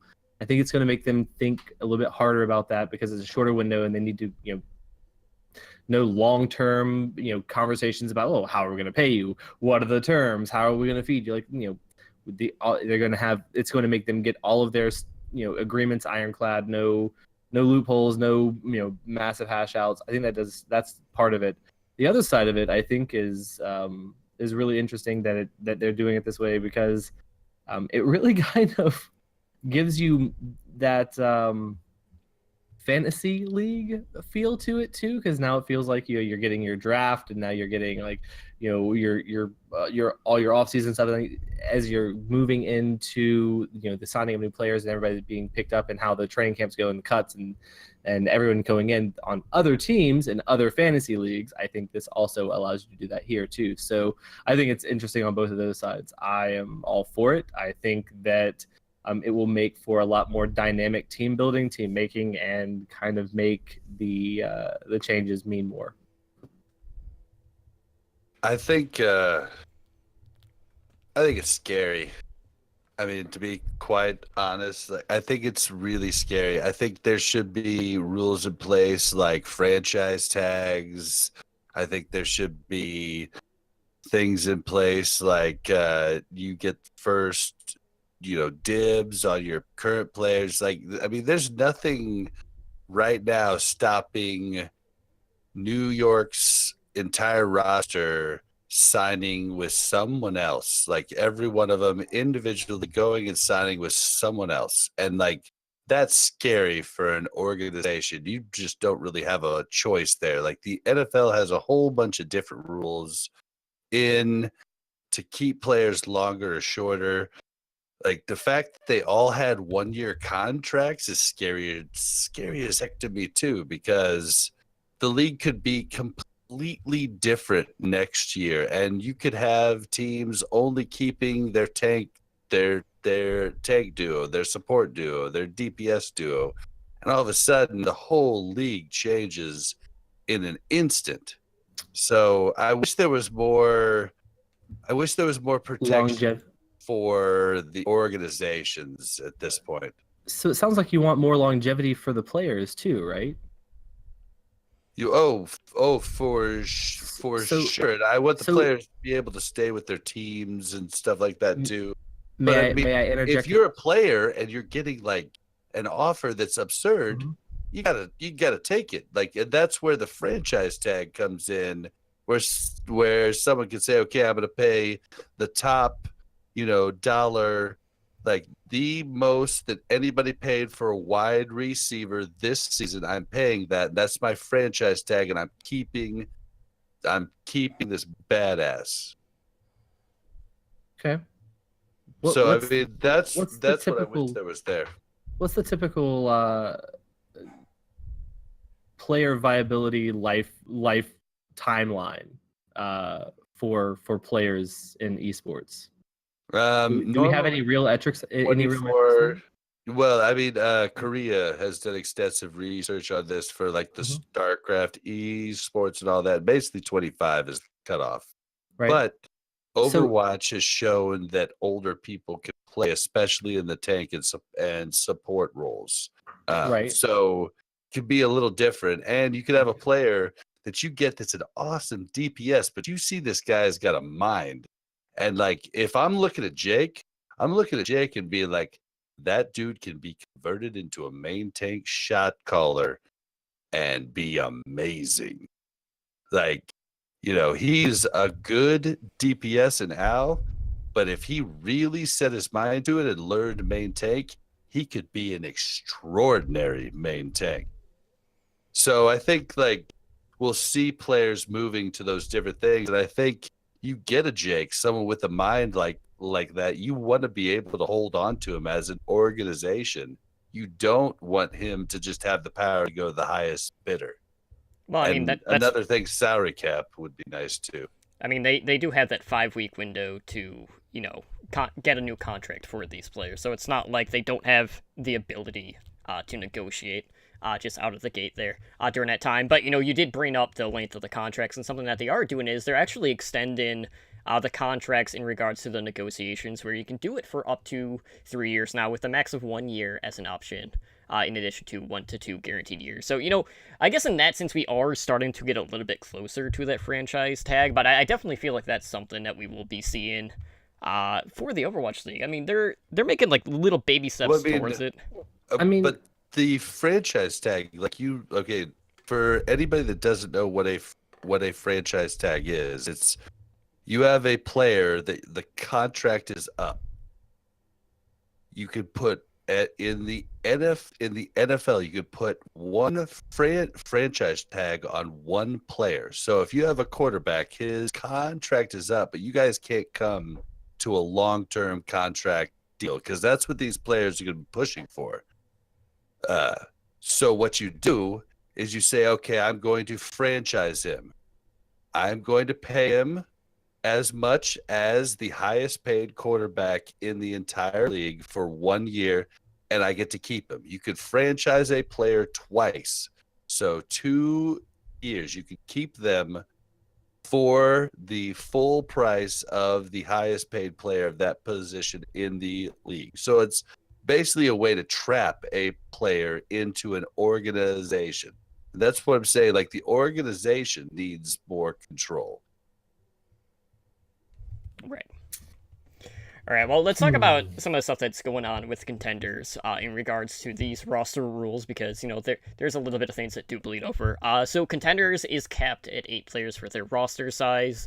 And something that we didn't really know before was whether or not these affiliated teams have a right to match in regards to contracts. So an academy team affiliated with Overwatch League organizations may negotiate right-to-match clauses, granting the parent team the right to match any offer from other Overwatch League teams wishing to sign an academy player. And that's like a 7-day period from the date of initial contact. And, that also has to go through the league offices, things like that. And if you're looking to, approach someone for a tryout or negotiate a contract, if you're not affiliated with that academy team, then you just have to notify the league ahead of time, like a day. But, really, at the end of the day, this is going to allow, New York Excelsior to match any contract offer that Flower might be seeing. That's if everyone is going to be pursuing Flower. Obviously, we kind of saw what happened in last season of Contenders with Flower. And, there were a couple of times where he was forced to play Tracer. And by a couple times, I mean quite a bit. We didn't really get to see the Widowmaker as much, and, it was also online only, which is important to note as well. But he didn't have the same star player performance that we got to see in last year's World Cup overall. But at least now we have it in writing that, these teams do have a right to match if they are affiliated with these academy teams, which is pretty big news. I mean, that was really the biggest question mark. But really, Huge. The biggest thing to come out of all of these roster rules is the two-way player. Now, this is interesting. So, teams and players can now negotiate the right to designate a player as eligible to compete in Contenders on an affiliated team. So, they can be designated as a two-way player during each Overwatch League stage. And, you basically just have to submit these player names to the league office prior to each stage, and they'll be able to compete in Contenders for that stage. Now, there are a couple of rules in regards to this. The two-way players count towards both the Overwatch League roster limit, as well as the Contenders limit. And they can also lose their Contenders eligibility if they appear in more than 2 Overwatch League matches in a stage. So you can have up to 2 two-way players competing in any single Contenders match, but no player can appear in both Contenders and the Overwatch League in the same week. So you can't double dip your toes or anything like that, but it definitely opens up the door now where, say for instance,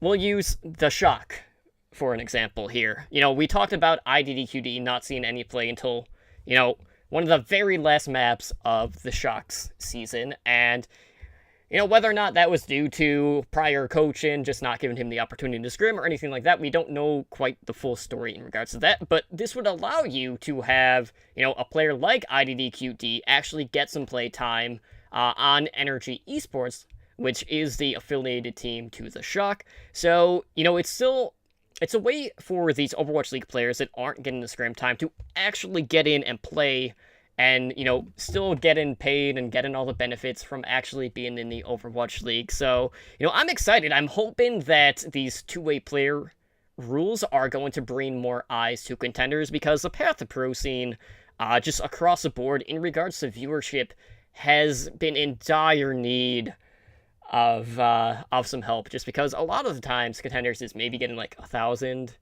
2,000 viewers, and if we have Overwatch League players actually competing, we could see a lot of viewership come in through that. I'm in. I'm in. All the changes are really good, right? So, but I really do agree with you on this one, right? I want to follow Contenders. I am struggling to follow Contenders as a fan. I really enjoy watching the Overwatch League, and I would love to see more of a reason for me to watch it, even if it is just team. My the players that I know dropping down there to continue helping foster other newer players to come into the league, or if they can go down and hopefully come back. Maybe I'm completely wrong about what I said earlier, and I don't, and there is a lot of mobility back and forth. I really like all these changes, Totem. Like, Bob, guys, these are good stuff. This is good for all of us. I think this kills two birds with one stone. I think it's a really smart organizational move by the Overwatch League. Basically, it can calm players that really want to play, that are just sitting there like thinking they're wasting their chance and they have a very small window to play. It can get those players that teams had to trade away, Fisher and Rascal. Like, you can get them playtime in a different avenue to show their skills, giving coaches more information about their Overwatch League players as a whole. Like, they can like really make some calls on a real played game instead of a scrim. And then on top of that, it also encourages the teams themselves, like Dallas, who doesn't have a farm team. It encourages them to make one because you can move pieces around. It just those are the two birds that it kills with one stone. And I think it's a good thing all around. I have heard some controversy. It says 2 here, but I've heard 4. I don't know if that's I don't know if that was the original idea and they've changed it to 2. Well, or if 4 is actually the 2 is basically a max of them playing in any single contenders match. But yeah, Okay, you could basically have half of your contenders roster be 2-way players. So like you could, yeah. So you could have different players playing in different weeks, and you could. I mean, that's something for coaches that could be really useful. So I think it's a good thing. I think it's a really good thing. Yeah, so a lot of these Overwatch League players are, potentially going to be able to find a new home in contenders momentarily for a stage, maybe longer. We could always see someone play for an entire contender season, even as an Overwatch League player. But there isn't a former Overwatch League player that is finding a home in contenders, that being Rascal, who has been picked up by Energy Esports, which, who I had mentioned, is the San Francisco Shock affiliated team. So that little rascal. Yeah. So basically, like, important things to note, right? We have Contenders Season 2 and Season 3 all finishing up before the end of the year, so that is going to give players like Rascal and, all these Path to Pro players plenty of time to show off their talent, in hopes of being signed during the sign-in windows for the Overwatch League. And this is a player that had been on the London Spitfire at the start of the Overwatch League back, when London Spitfire was good. And, they won the Stage 1 title. He was later traded to Dallas Fuel at the end of Stage 1. And, he saw some play. We actually got to see Dallas Fuel play a little bit of dive, which actually looked promising at times.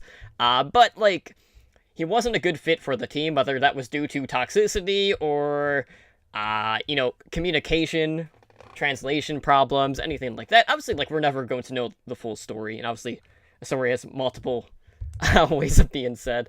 But, this is also going to mean that, the Shock are going to have right to match, rights to any offer that Rascal could receive to, if he were to get picked up for another Overwatch League team.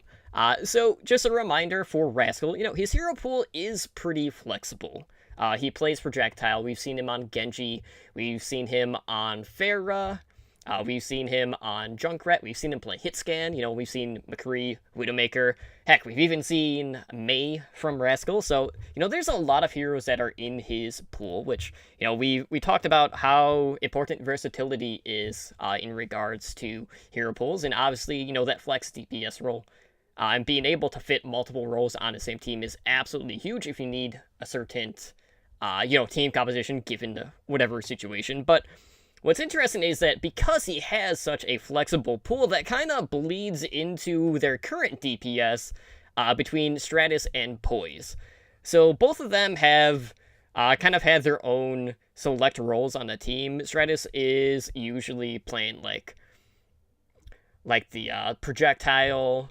Poise is usually the Widowmaker most of the time, but Rascal can basically cover everything. So with that being said, like, how exactly are Energy going to work Rascal in? Like, is he going to be a starter? Do you think they will give him, like, a specialized role? Say, like, maybe he'll only be playing the McCree or the Soldier 76. That way they can work their other 2 flex DPS in as needed on, like, a per map basis?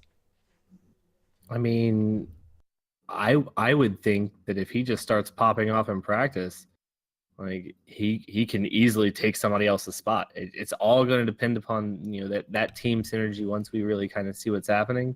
But Rascal is such a like you said, such a versatile player that I mean it's highly likely that all he does is come in like a pine and just take care of certain maps in certain ways, in not necessarily in a specialized mentality, but in a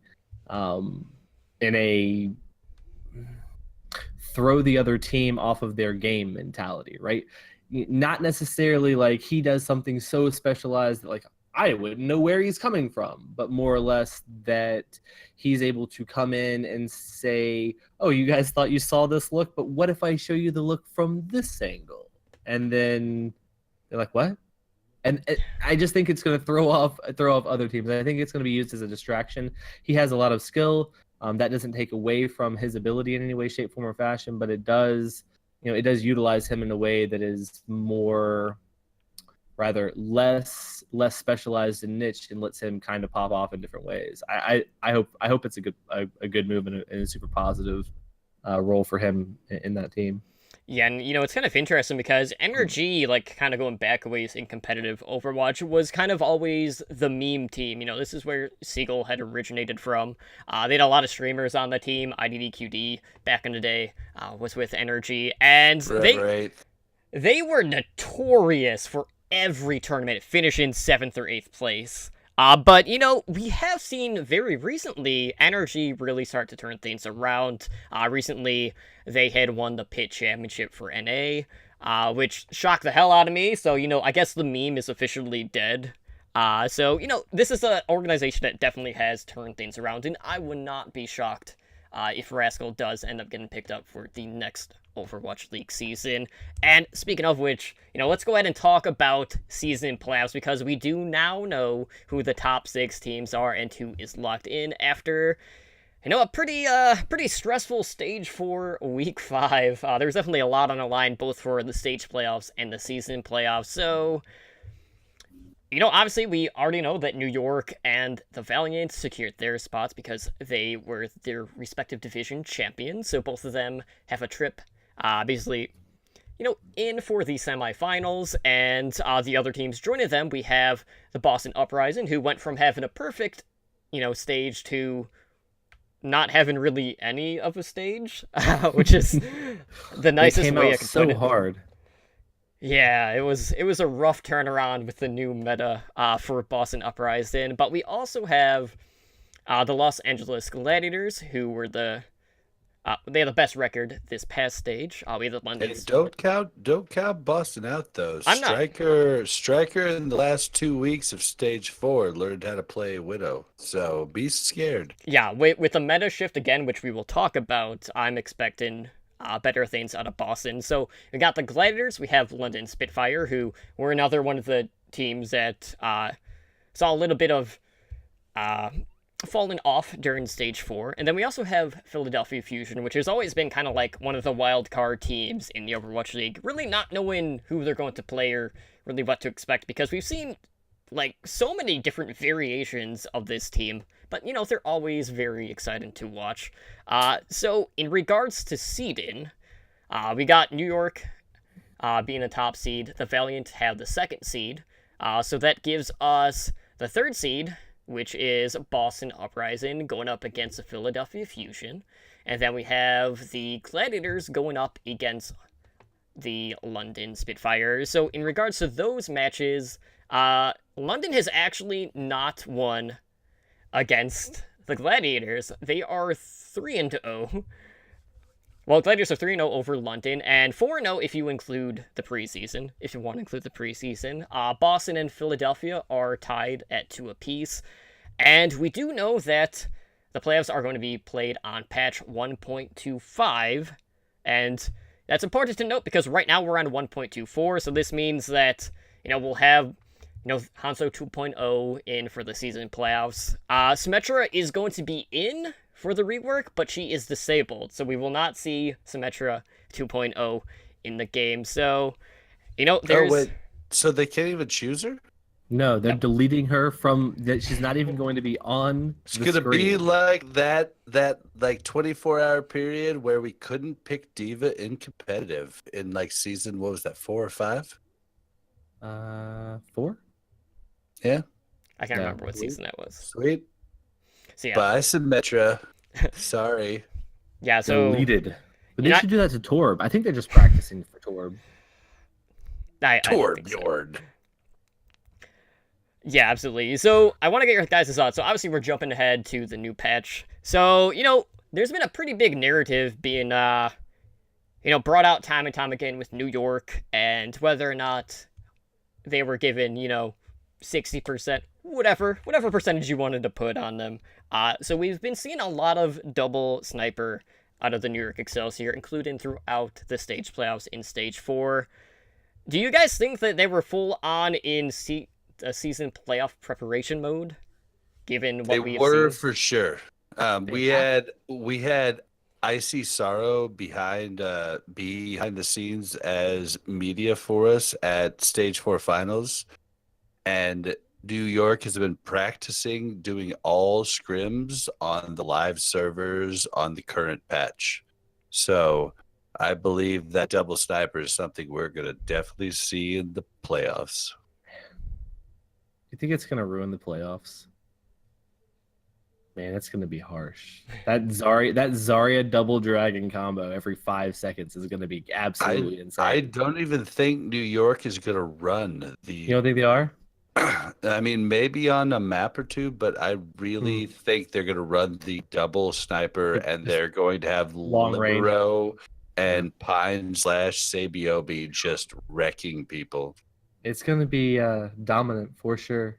For sure. Yeah, I mean, like, Libero is probably the best Hanzo in the league, and the fact, and so for like the Houston Outlaws, like their best Hanzo is probably Linkser, not Jake. You know what I mean? Like, literally, they're going to be running with the best Hanzo and the best Widow in the game, Pine, and a pretty dang good Widow in Sabiobi. So it's gonna be interesting. Yeah, I agree. I think it's gonna be crazy to see this.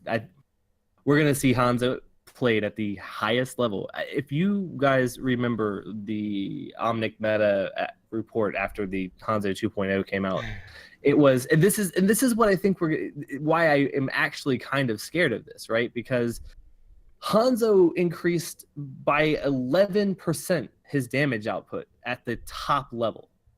Like, people that were already playing this character at the highest level available rose 11% in their ability.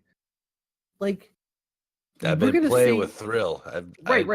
So I know. we're gonna go from seeing the last iteration of Scatter Arrow, and then all we're going to see is, like, I think we're gonna see dragons every 2 seconds. I literally think that there's gonna be like red and blue dragons, or like the color of the team dragons moving constantly. It's all it's gonna be every 5 seconds.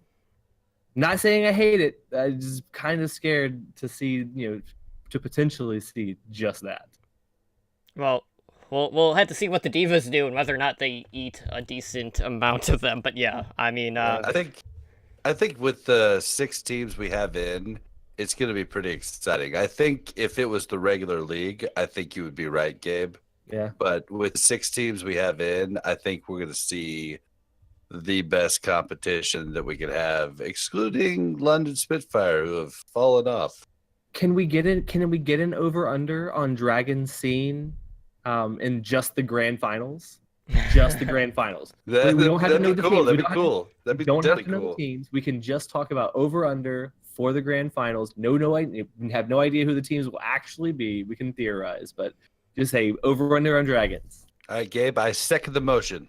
All right, Totem over under on Dragons. Let's go. Okay, I'm trying to think if the grand finals are, it's still like 2 best of 5s, right? If I'm not Right. mistaken. Mm-hmm. Ooh, let's see. You get one every 45 seconds on both sides. Man, this is hard because then I also have to like factor in how many games are For actually next going week, to be for played. next week, folks. For I next if I had to put a number, I'll just gotta do it throw one tonight. out. I'm gonna say Throw 80. it I'm out. gonna say 80? 87. 87. Bob. I'm gonna be Slambo today. You're gonna fall into the abyss. No, it just means I'm not gonna do numbers. Oh, you're just gonna be Oh confused my by numbers. Gosh. He's copping out. Bob is abstaining. Whipping out, man. Let whipping out. everyone. Hey, man, I don't down. want to put wrong stuff out. It's not about wrong stuff. It's about fun, and I'm gonna say literally right at 100. All right. Well, we'll definitely we'll revisit this back after the season finals. But anyway, so yesterday they actually drew maps, and they did it like via like a lottery machine, basically. You know, they were drawn balls. So these are the maps that we're going to be seeing in the playoffs, and I want your guys' thoughts on just the overall map pool, because obviously there's a couple of names on here that people are going to be thrilled to see. And some other maps that people probably aren't going to like all that much, especially one of the escort maps. So for Assault, we got Hanamura and Boston Industries. I mean, what else are you going to call Volskaya, since that's kind of their map. Boston Industries. For Win. Control. We have Lijiang Tower and Oasis. So, you know, Spitfire is Kryptonite. They can't win there. Escort, we have Dorado and Junkertown. Hybrid, we have Eichenwald and Keynes Row. And for Tiebreaker, we have Nepal. So all in all, you know, we got a pretty good mixture. Eichenwald has only seen play during like one stage, so I'm really happy to see that one back in rotation. But Did you say we had Hollywood? No. there's no No Hollywood. We only had that for stage 2. Weird. Yeah. Did not get picked. So what are your guys' thoughts on the overall map pool for the season playoffs? Is there anything that you would wish was in a rotation as opposed to, you know, another map that was picked? Hollywood. I'd have taken Hollywood over probably Junkertown.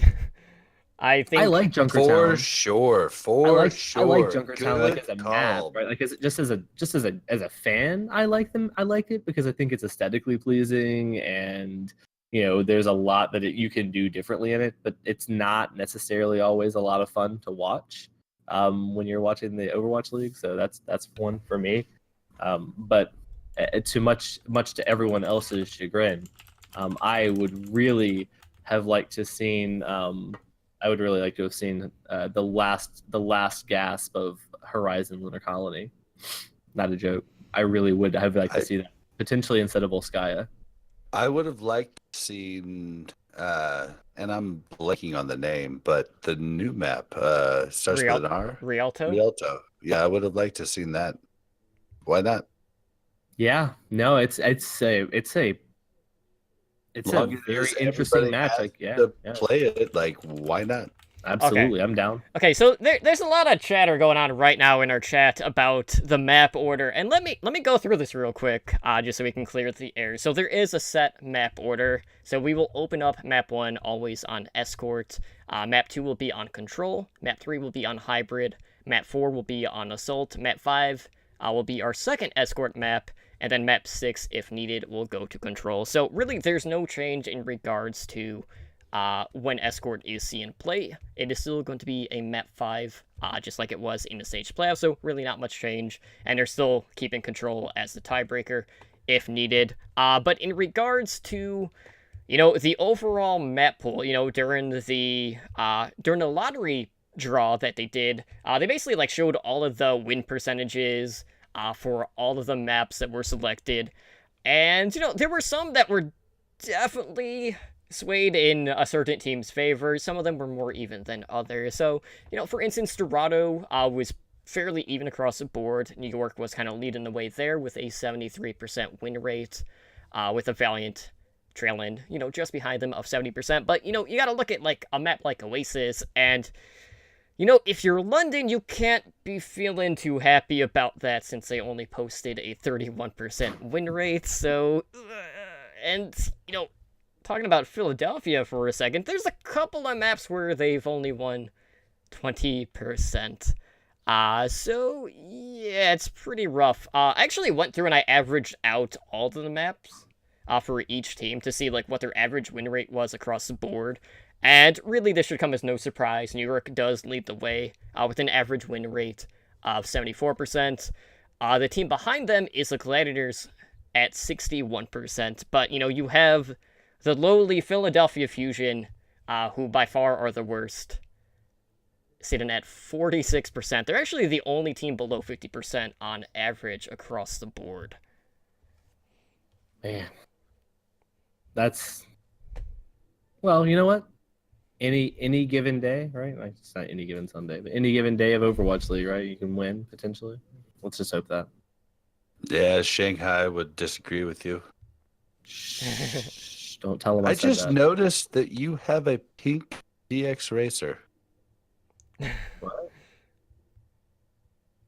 It's red? It looks like Melissa's pink one. It's not. Okay, your red is coming in as pink. It's okay. Pink's still a good color. Breast awareness. Breast Wait. cancer awareness, sorry.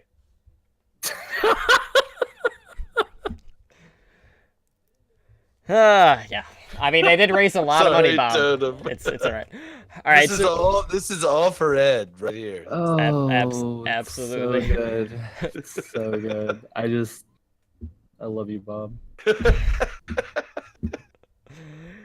All right, so are you guys worried about, like, the differentials in regards to the win rate percentages on these maps? Just knowing that, New York is, quite a bit of ways ahead of the New rest York's of quite the a competition. bit of ways ahead of everybody Yeah. on every map. Yeah. It really doesn't matter. What you really should be looking at is win rates on stage 4 only when the meta actually changed.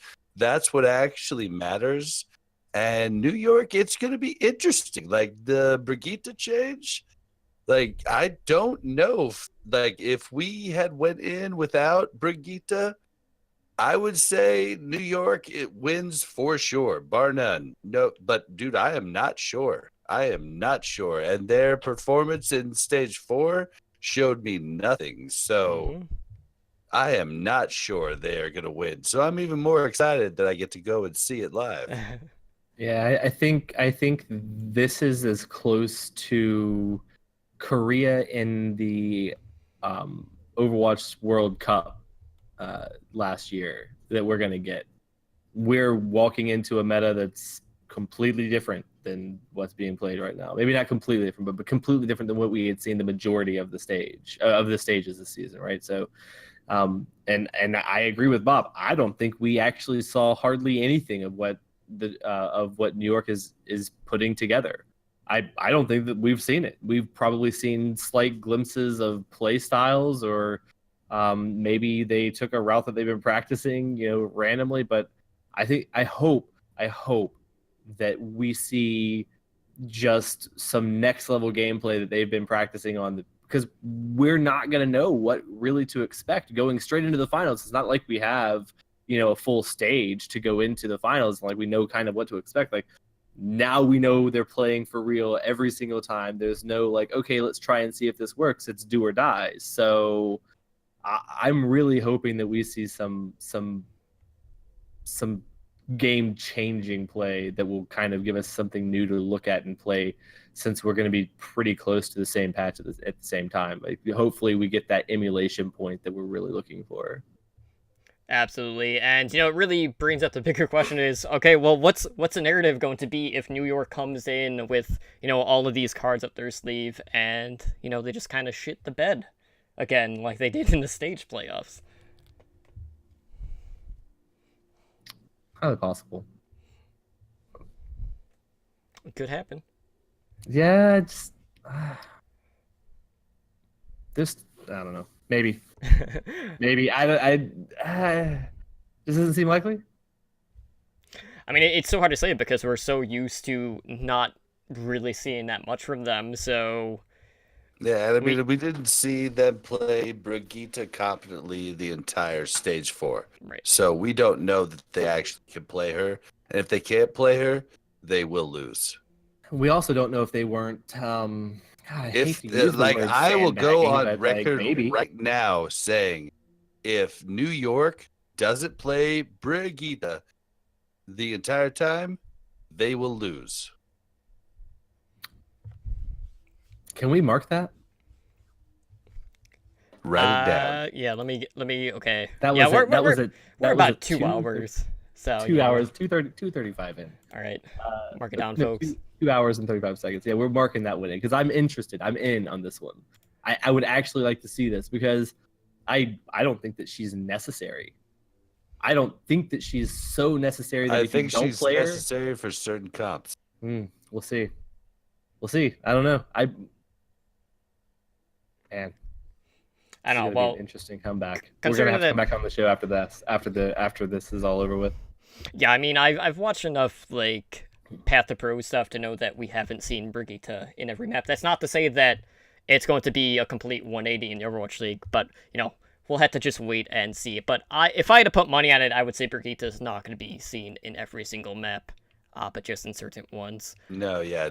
And I mean, especially with the nerf to the armor and the stun, like she's definitely not going to be seen as much, but she definitely still counters Tracer. Absolutely. Like the top end players can delete Tracer. As does Hanzo, Bob. I think Hanzo is really the bigger issue because of the burst that Storm Arrow even has against Tracer as well. Yeah, no. Still, a savvy Tracer is gonna dodge it. Like Brigitte makes it so you delete her. Like you stun her, whip her, shift her, done. Like she literally doesn't have an input to do anything. Like if Hanzo's shooting Storm Arrow, she can still move. You see what I'm saying? But it can So that's also force why- the cooldown usage too, though. True. yeah, but that's just what I'm saying. Like Hanzo uses Storm Arrow, she like moves. Brigitte stops her from moving and deletes her before she can move again. It's stun lock. All right. Yeah, I mean, I think we're trying to drive the same point, but I mean, it's not specifically just Brigitte. I mean, there is some correlation between the two, both countering Tracer in the current meta anyway. But let's go ahead and talk about the stage playoffs real quick, and then we'll dip the hell out of here, just because I know we are starting to run a little long. So we opened up in the stage semis, and we saw the LA Gladiators select the LA Valiant for their pick in the stage playoffs. They were wanting to take it to the team that has been giving them issues, and whether or not we agree with that decision or not, I didn't know how I felt about that. They could have gone for maybe an easier opponent, but they were just trying to battle their way through it, and of course it backfired. The Valiant ended up taking it 3-2, and this was an interesting series. I would say, like, all in all, the player that impressed me the most outside of Space, because Space had one of the sickest performances in the stage playoffs Like you've seen. 132 kills or something. Yeah, like that? it was. I actually have it written down. Space in this series had 135 kills, and he only died 17 times in 5 maps. I was close. Yes, yeah. like, that's ridiculous. Unfreaking real. And like that's what I brought up on Al recap. I was just like, Andreas, you're talking about agilities, dude. You should be talking about space. Mm-hmm. Yeah, and He created it well, yeah, absolutely. Yes, he did. Gabe. 135 Yes, he did. times. Mm-hmm. Yeah, Nothing but space. and Gabius Christ, it was amazing. and because of Space, that allowed Soon to also put in a hell of a performance. So we saw the Valiant full hold the Gladiators on Watchpoint Gibraltar. We saw the Valiant finish King's Row before overtime kicked in with like 5 seconds left, and man, talk about cutting it close. Like, finishing the map in overtime versus completing it with time left is basically giving you an extra minute in the time bank, because otherwise you wouldn't have a time bank if you completed in overtime. But the Valiant were unable to finish Dorado, but we saw their defense come in yet again with another full hold. And, the Dorado map specifically was something that definitely got under my skin because at this point, it's pretty evident that Surefour was losing the Widow battle between, Space and Soon. So Soon was definitely getting the better of the duel, and they kept trying to run Widow into this, and then eventually, they swapped to the triple support, triple tank composition, which at that time just was not going to work because Soon was left uncontested on the high ground there, and really the only person in the game that could have contested him was their D.Va, but you can't pull your D.Va away just because the 303 comp is death ball, essentially. It's the murder ball comp, so they didn't really have that opportunity, and, it's like, it tilted me to the point where I'm like, okay, like, I get that the Widow isn't working, but I'd still like to see them entertain the idea of running the Widow, and then having Hydration switch over to the Genji just to add that extra pressure, rather than just trying to drive their point home with a comp that just wasn't going to work in that situation, and the 303 just doesn't fit well with that specific map as well. Well, it just really doesn't fit well with any sort of payload map. It fits well with first point on hybrid and 2 CP. Mm-hmm. That's where it fits, and it didn't make sense. It's like they went to it just because they didn't know what WTF to do. Mm-hmm. Look, man, sometimes you just got to do what you got to do. If you have no idea what you're going to do, you do something, and then you hope for the best. That's obvious. That was the wrong something, though. That- That's got a point. It was, Yeah, it, but was wrong. It was a it- misplay of comp. It looks bad when you lose. You look like a genius when you win. Well, you can say Just that saying. for everything. There you go. There you go. The generic. He should not have went for this fourth down because he lost it. He totally should have went for this fourth down because he got it. Mhm. Exactly. I mean, revisionist history is a real thing, and you can always look back and say, you totally shouldn't have done that. But like in the moment, sometimes you don't ever know what you got to do. Sometimes you just, hey, maybe this will just shake it up the right way, just the right way. Don't hate too hard. Yeah, but when Soon is popping off like that, you just can't let him just do his thing. I mean, that's just True. That's True, but that's not the option. yeah, I know. But yeah, still, sometimes you just have to you just got to change something up. Maybe you could just stop the bleeding and just cut off the leg instead. Yeah. Never mind. Didn't happen in this case, but the battle for LA is always entertaining. I was very bummed when we didn't get it during the prior Sage playoffs. So I was really happy to see it in these Sage playoffs, just because there's always that extra hype from the crowd, obviously just because they are both LA teams, and these teams do seem to bring out the best in one another. That's why we see Agilities always stepping up by a substantial amount against the Gladiators. So all in all, that was a very close series, but I want to know whose decision it was to stick with the 3-3 at that point after Surefour was shaken, or however you want to say it. Obviously Surefour wasn't winning the duel. Unfortunately, the way the league runs is they can't talk to their coaches during maps. Right. So the choice was the players. Mhm. And I think that's where the biggest problem comes up in the Overwatch League is the fact that the coaches don't have more communication with the players during the matches. And I've heard arguments about the players should know what they should switch. No, the players should play. The coaches should know what they should switch. The coaches should be in contact with them every time there's a stoppage in play. I'm trying to think of sorry, go ahead.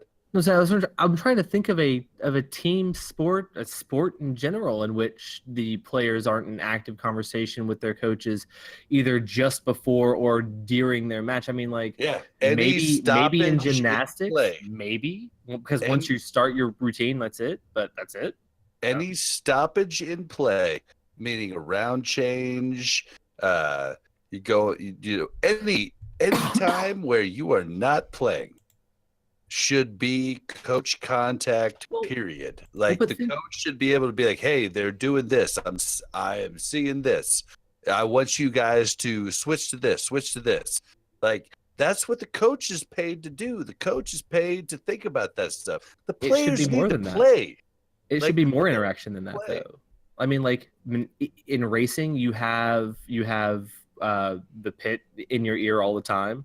As a quarterback on a football team, you know now that they all have speakers in the ear. The team Quarterback leads- or the Exactly. defensive captain. Exactly. So there's always some communication. There is signaling in baseball. There's signaling in football. Your coach in golf is your caddy. 9 times out of 10, they know more about the Yep. course than you do. They're telling, and this is just how that goes, right? Like there's no other sport that I can think of that you don't get active critiquing of your current play.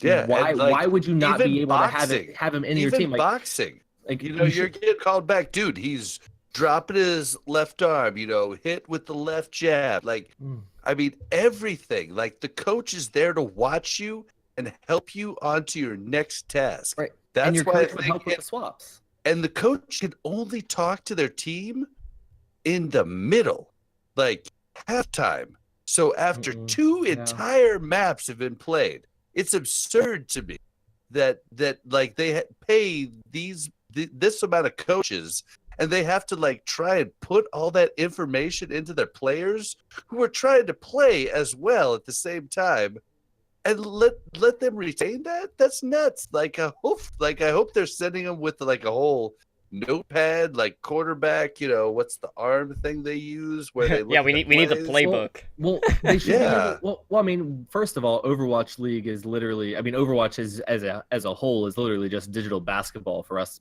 For us players, and I mean that in a very real sense. It's X's and O's. It's positioning. It's where you're going versus where you've been. Which is why the top Right. down is so awesome. Mhm. Right, and then the other side of this that I think is so important, and why I think that you should have coaches talking more, at least to, and Mel just mentioned this in the chat, at least to the captains, is to actually call the swaps. You should not have a player actively attempting to play the game and to complete a strategy also be calling it.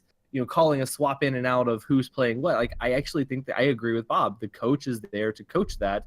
And yes, you can know to swap or not to swap, but it's just like in hockey. You have active changes, in full line changes. Like, we're not even talking about having players subbing in and out. Like, but you have the opportunity to do full line changes, but it's the coach that does that, not the team captain saying, "Hey, right flank, go change. We need someone else, and you're not doing hard. We need an enforcer, not a scorer." Right? Like, we don't see that happening from your team as much. You see that happening from the coach's side. I really Yeah. think that from a professional standpoint, this is what you should be seeing.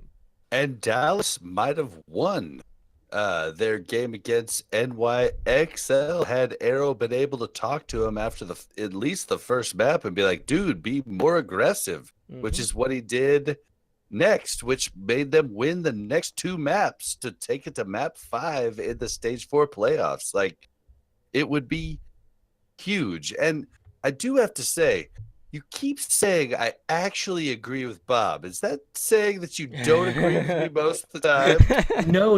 It just means that you and I see the game from 2 different levels. You see it at a higher end level, and I see it from a lower end level, as far as SR ranking goes.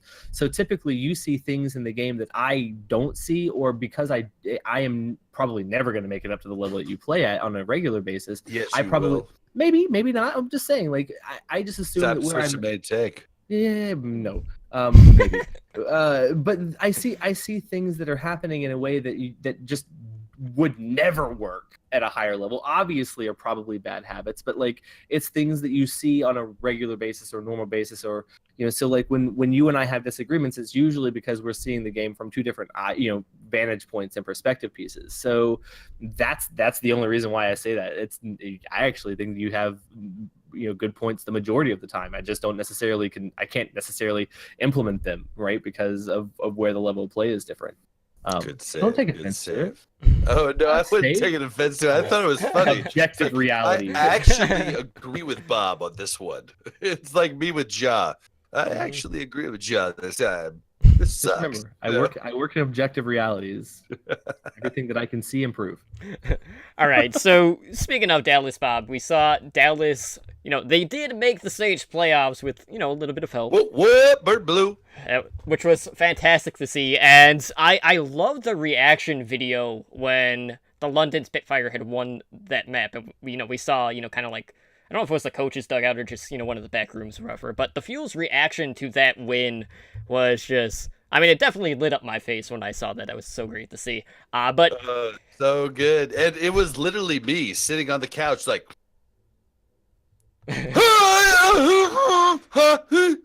yeah, it was literally like that.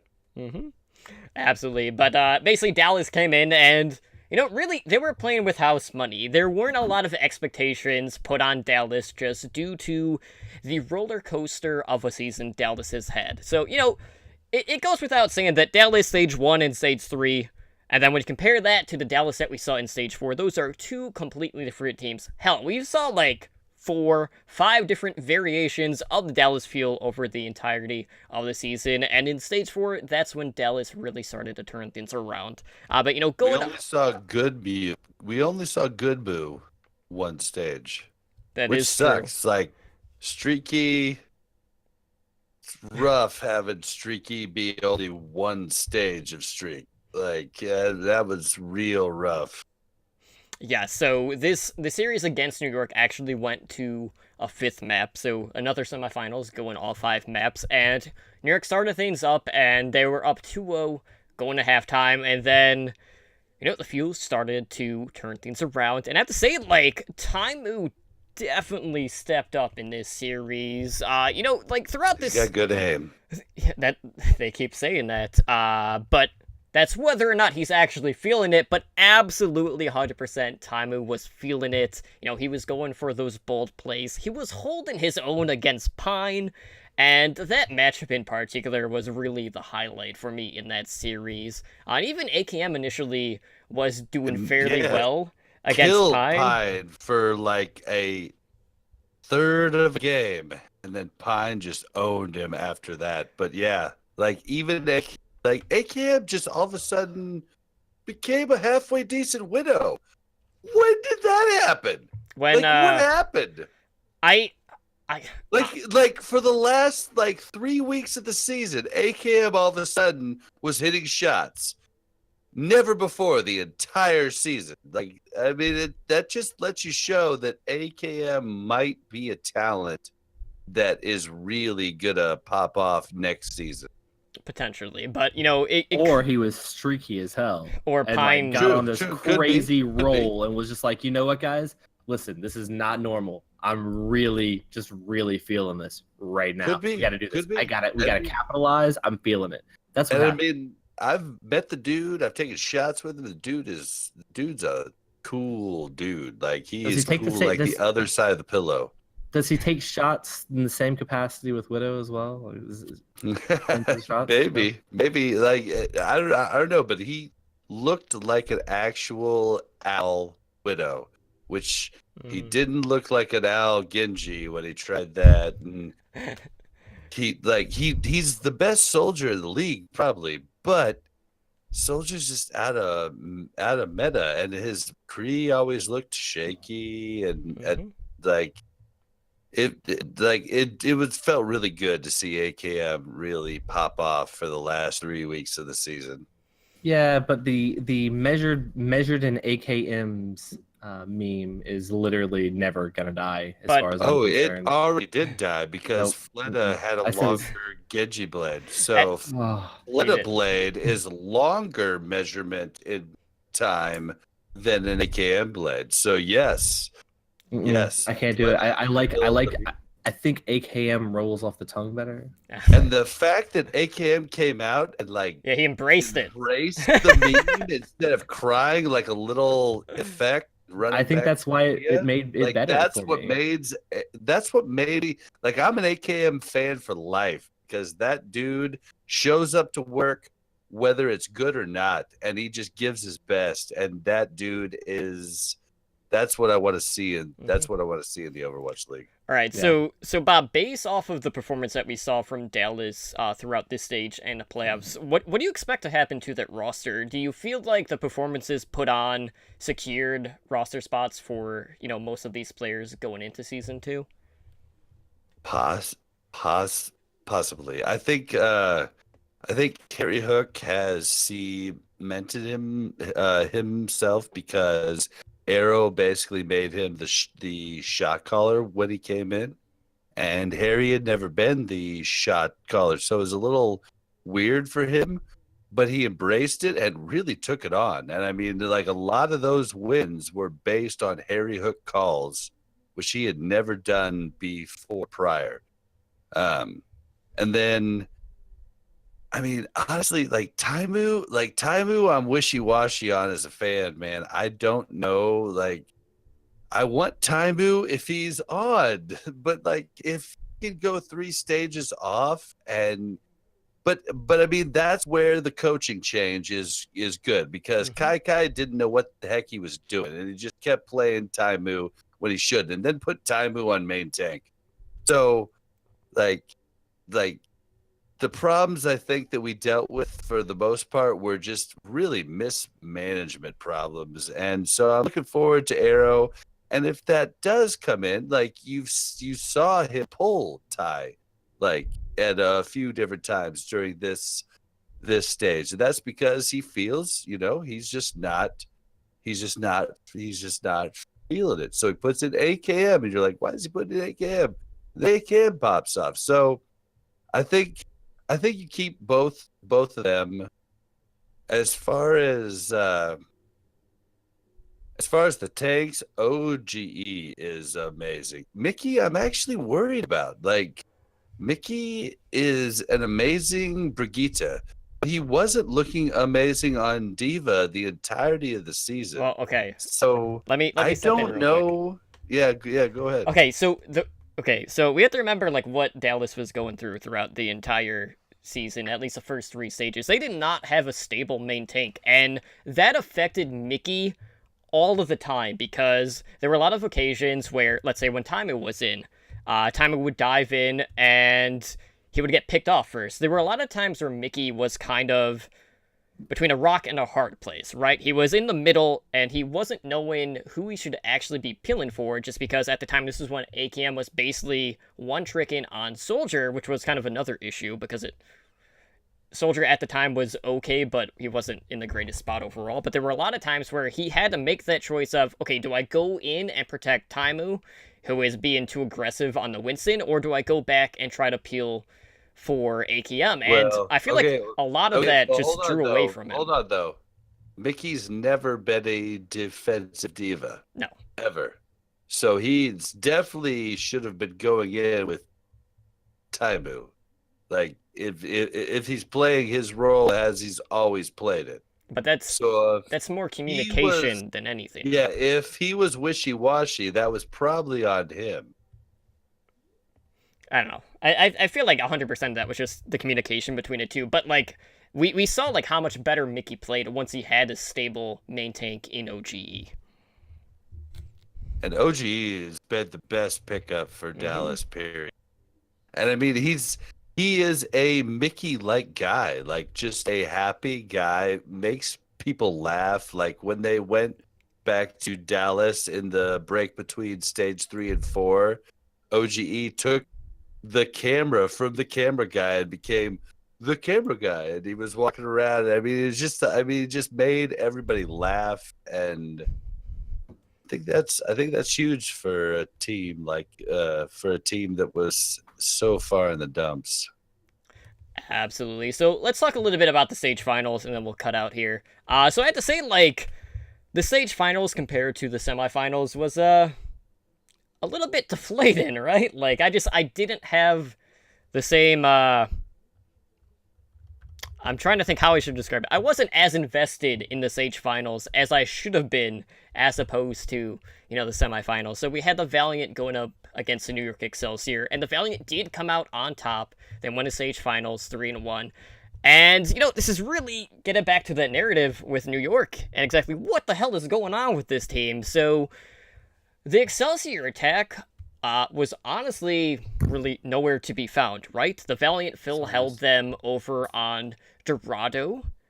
You know, they got a couple of picks, and it basically just snowballed from there. New York did answer back on Hanamura, but, you know, they weren't able to actually complete the map. You know, Valiant took both rounds on Oasis. New York got absolutely nowhere on Blizzard World. It was just time and time again, like, they were trying different things, and, well, I'm not gonna say they were all trying different things. I felt like it was more Valiant micromanaging their defensive positions than it was maybe New York just being awful on attack. But, like, if you were a fan of New York, that was a tough series to watch just because they were coming in and they were just coming out with absolutely nothing, and we just haven't seen Excelsior get shut down in that sort of fashion throughout the entire season. So it was really just like a polarizing performance just across the board for New York. And then they ended the press conference, basically not answering any question, and any question they did answer from what Icy Sara told us was completely troll. It was just kind of BM, to be quite honest.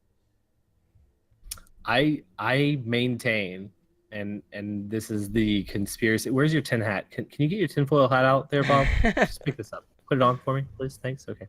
So I contend, using Bob's tinfoil hat, that they're literally just not showing us what they're doing right now. They've got you know, the full prize at the end, ready to go. Like, they're ready for it. They're practicing for it. I think them knowing that the stage final, that the finals itself are going to be on the next patch, I think that they've just been all in on that, and they aren't showing us anything. They don't really. I'm not trying to say that they sandbag, don't care, but if you don't win $100,000, no big deal.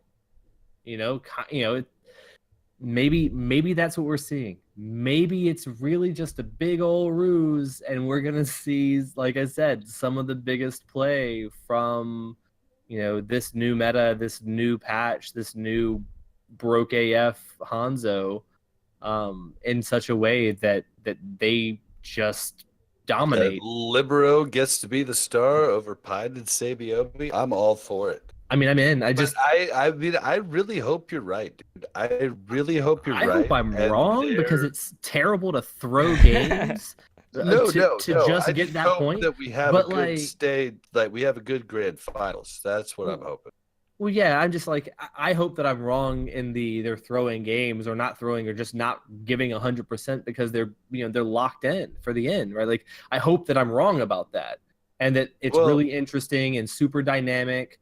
But the alternative is like I said, they're siloed. Nobody knows what they're doing. They're not playing the normal scrims. They're not playing on the current LAN servers doing scrims. They're playing in the live game doing siloed scrims. Like, I'm legitimately worried that they're going to come out and just dominate and roll the field, and it's going to be very effortless because they put so much hardcore time into this new meta.